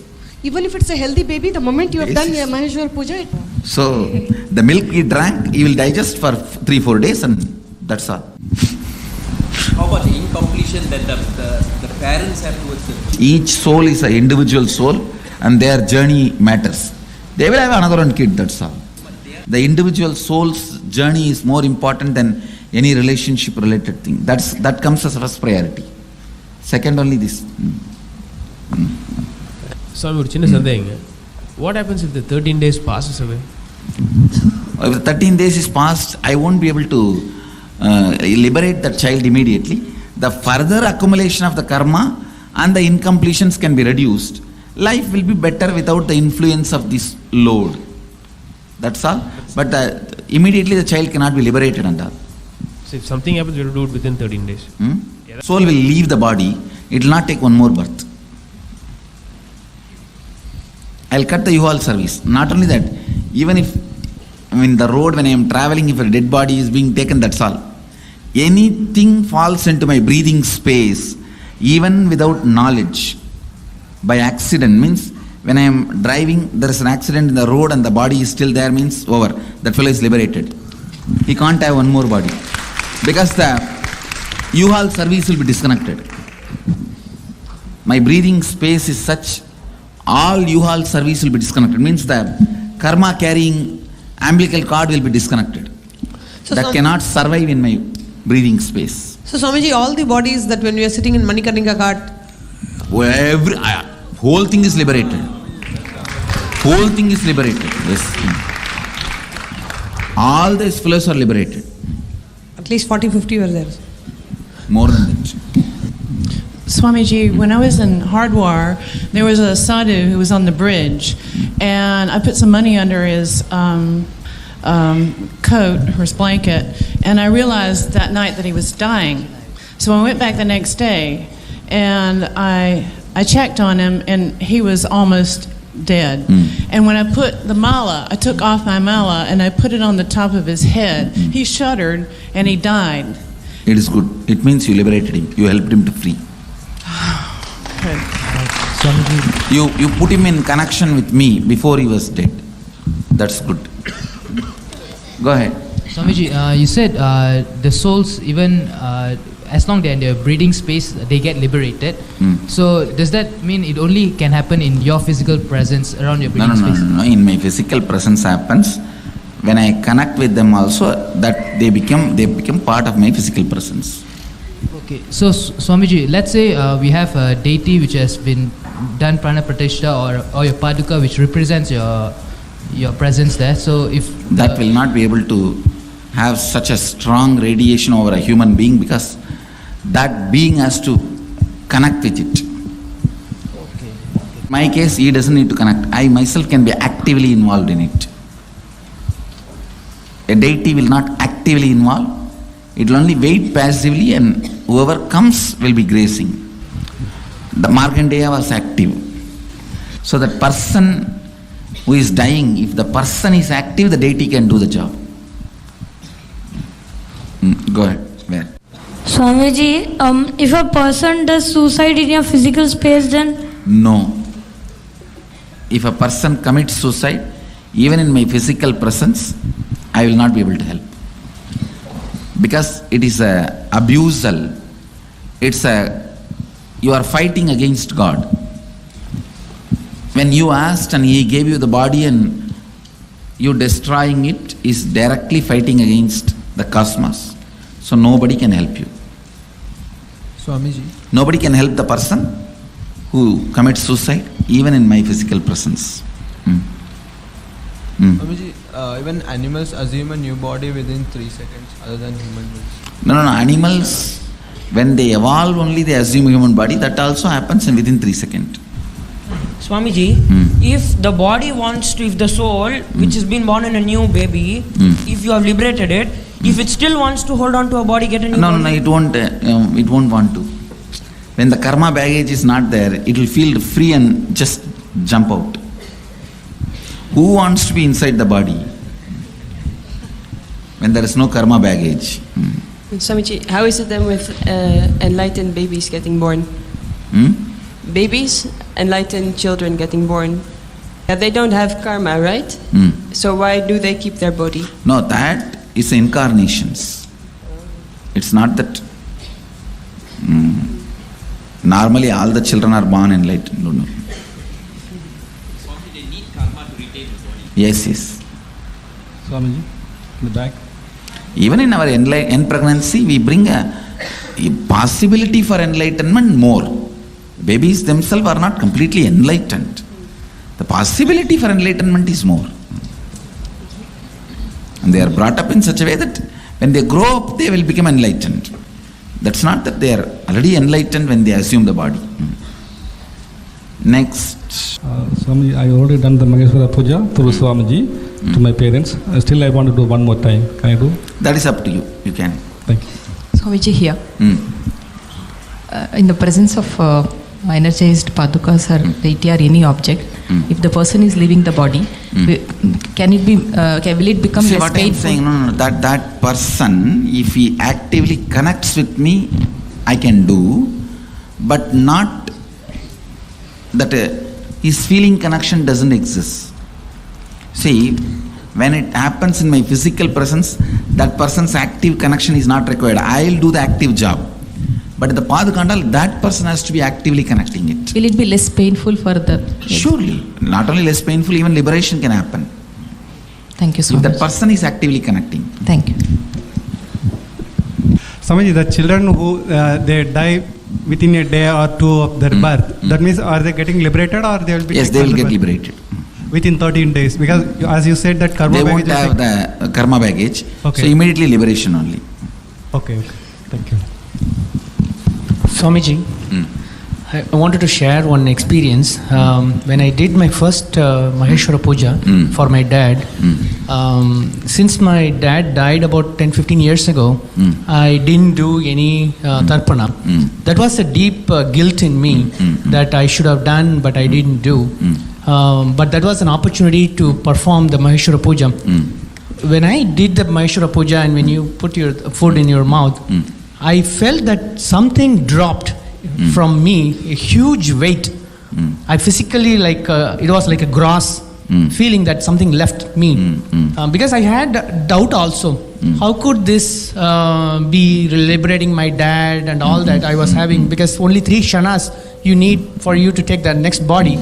Since he died about 15 years ago, how could that happen? And all those things was running in my mind. When I did that, I felt that this was more than what I would ever imagine to do. Thank you, Swamiji. Swamiji, one more question. Do the karmic laws affect incarnations the same way as they affect human beings? No. So incarnation can never accumulate bad karma? No. It doesn't touch me. Oh. Then? I don't know, I'm just asking because some people thought you face so much harassment and all that is not because of any bad karma. Now you are also harassing me. What can I do? That is not because of my bad karma. I decided to be patient and answer you, that's all. I have a question about in medicine, like assisted suicide. Is that also bad? Like, yes, suicide is bad in every angle. The Vedic tradition, Hinduism does not accept suicide in any form. So even if the person's like suffering, you shouldn't do that. Even if the person should be kept alive with all possible available scientific inventions, discoveries as long as possible. And if doctors should not do euthanasia. Yeah. Mercy killing, doctors should not do. At least for all my disciples, I tell you guys, even if you do mercy killing, you will be prosecuted for murder in the cosmos. Okay. All right. So never ever do that. Okay. Never ever do that. Yes. All doctors, please do never encourage mercy killing.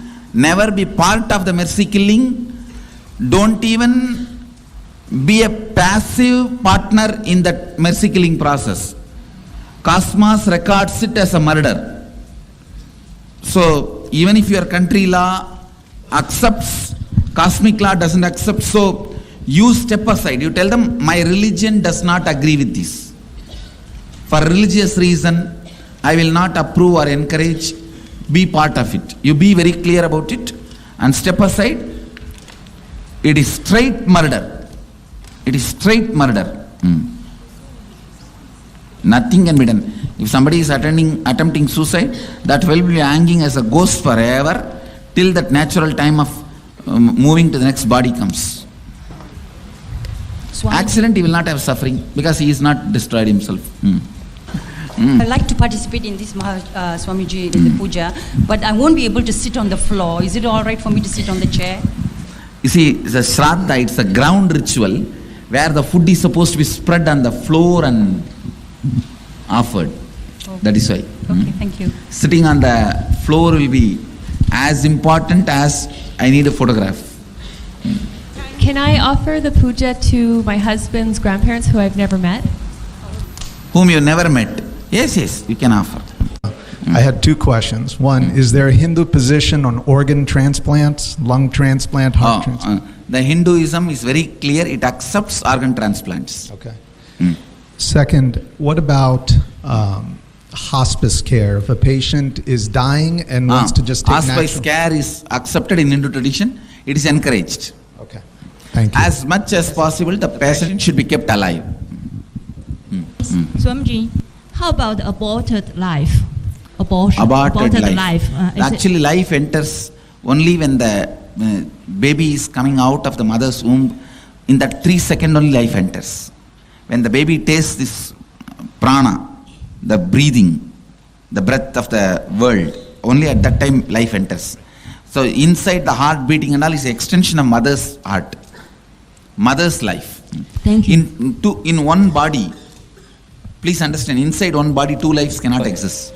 Swamiji, there is a condition of newborn baby where the kidneys are not developed, so the lung is also not developed. So the baby is put on the breathing machine support, and the whatever 24 to 30 hours the baby was there on the support. So there is not a clear, we were unable to see whether even adding a blood pressure support medication for a low BP, whether will prolong the baby's life or not, because the lung is not developed, so the baby is going downhill on the breathing machine support, which is considered maximum for the breathing aspect. So you have done everything best and then baby dies, no problem. But anywhere you lack, it is murder.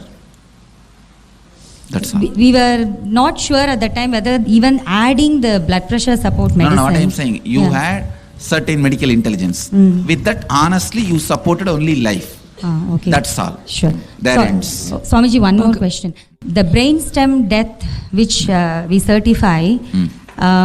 Even then, the body should be kept as much as possible. Because after the group of specialists certify the brainstem death, they actually withdraw the breathing machine support and all the medications. So, is it considered? Even that should not be done. Okay. Till the heart settles by itself. Okay. Should be supported. So, brainstem death is not considered a natural. No. Okay. It's not death. Okay. Thank you. It's only a type of a karana sharira, the coma, causal coma. Yeah.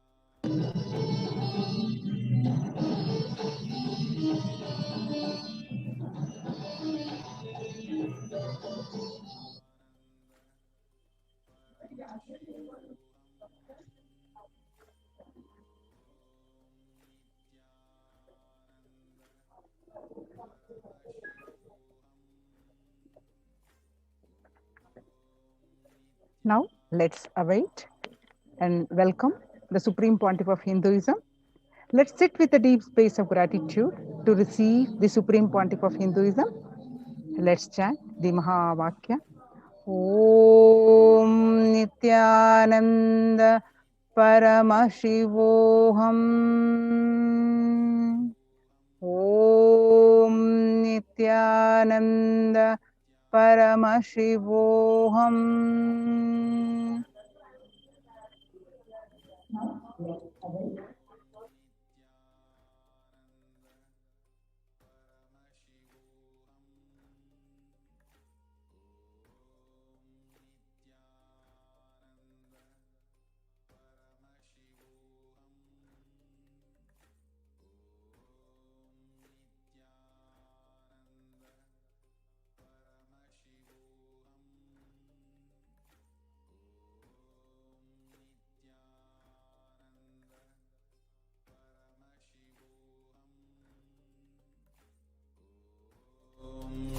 Nithyananda Paramashivoham.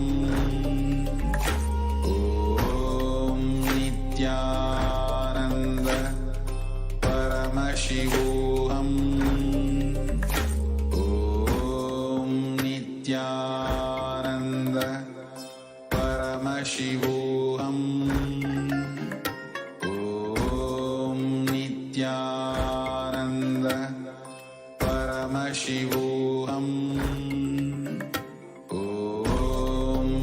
Nithyananda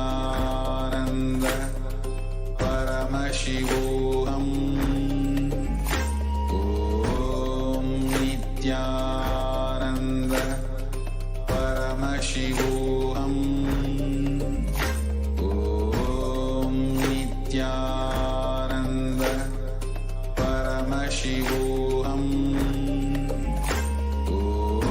Om Nithyananda Paramashivoham.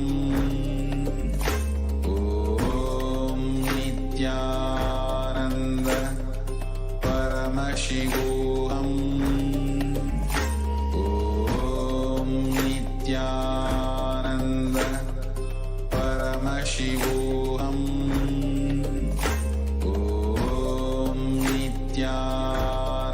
Nithyananda Paramashivoham. Om Nithyananda Paramashivoham. Om Nithyananda Paramashivoham. Om Nithyananda Paramashivoham. Om Nithyananda Paramashivoham.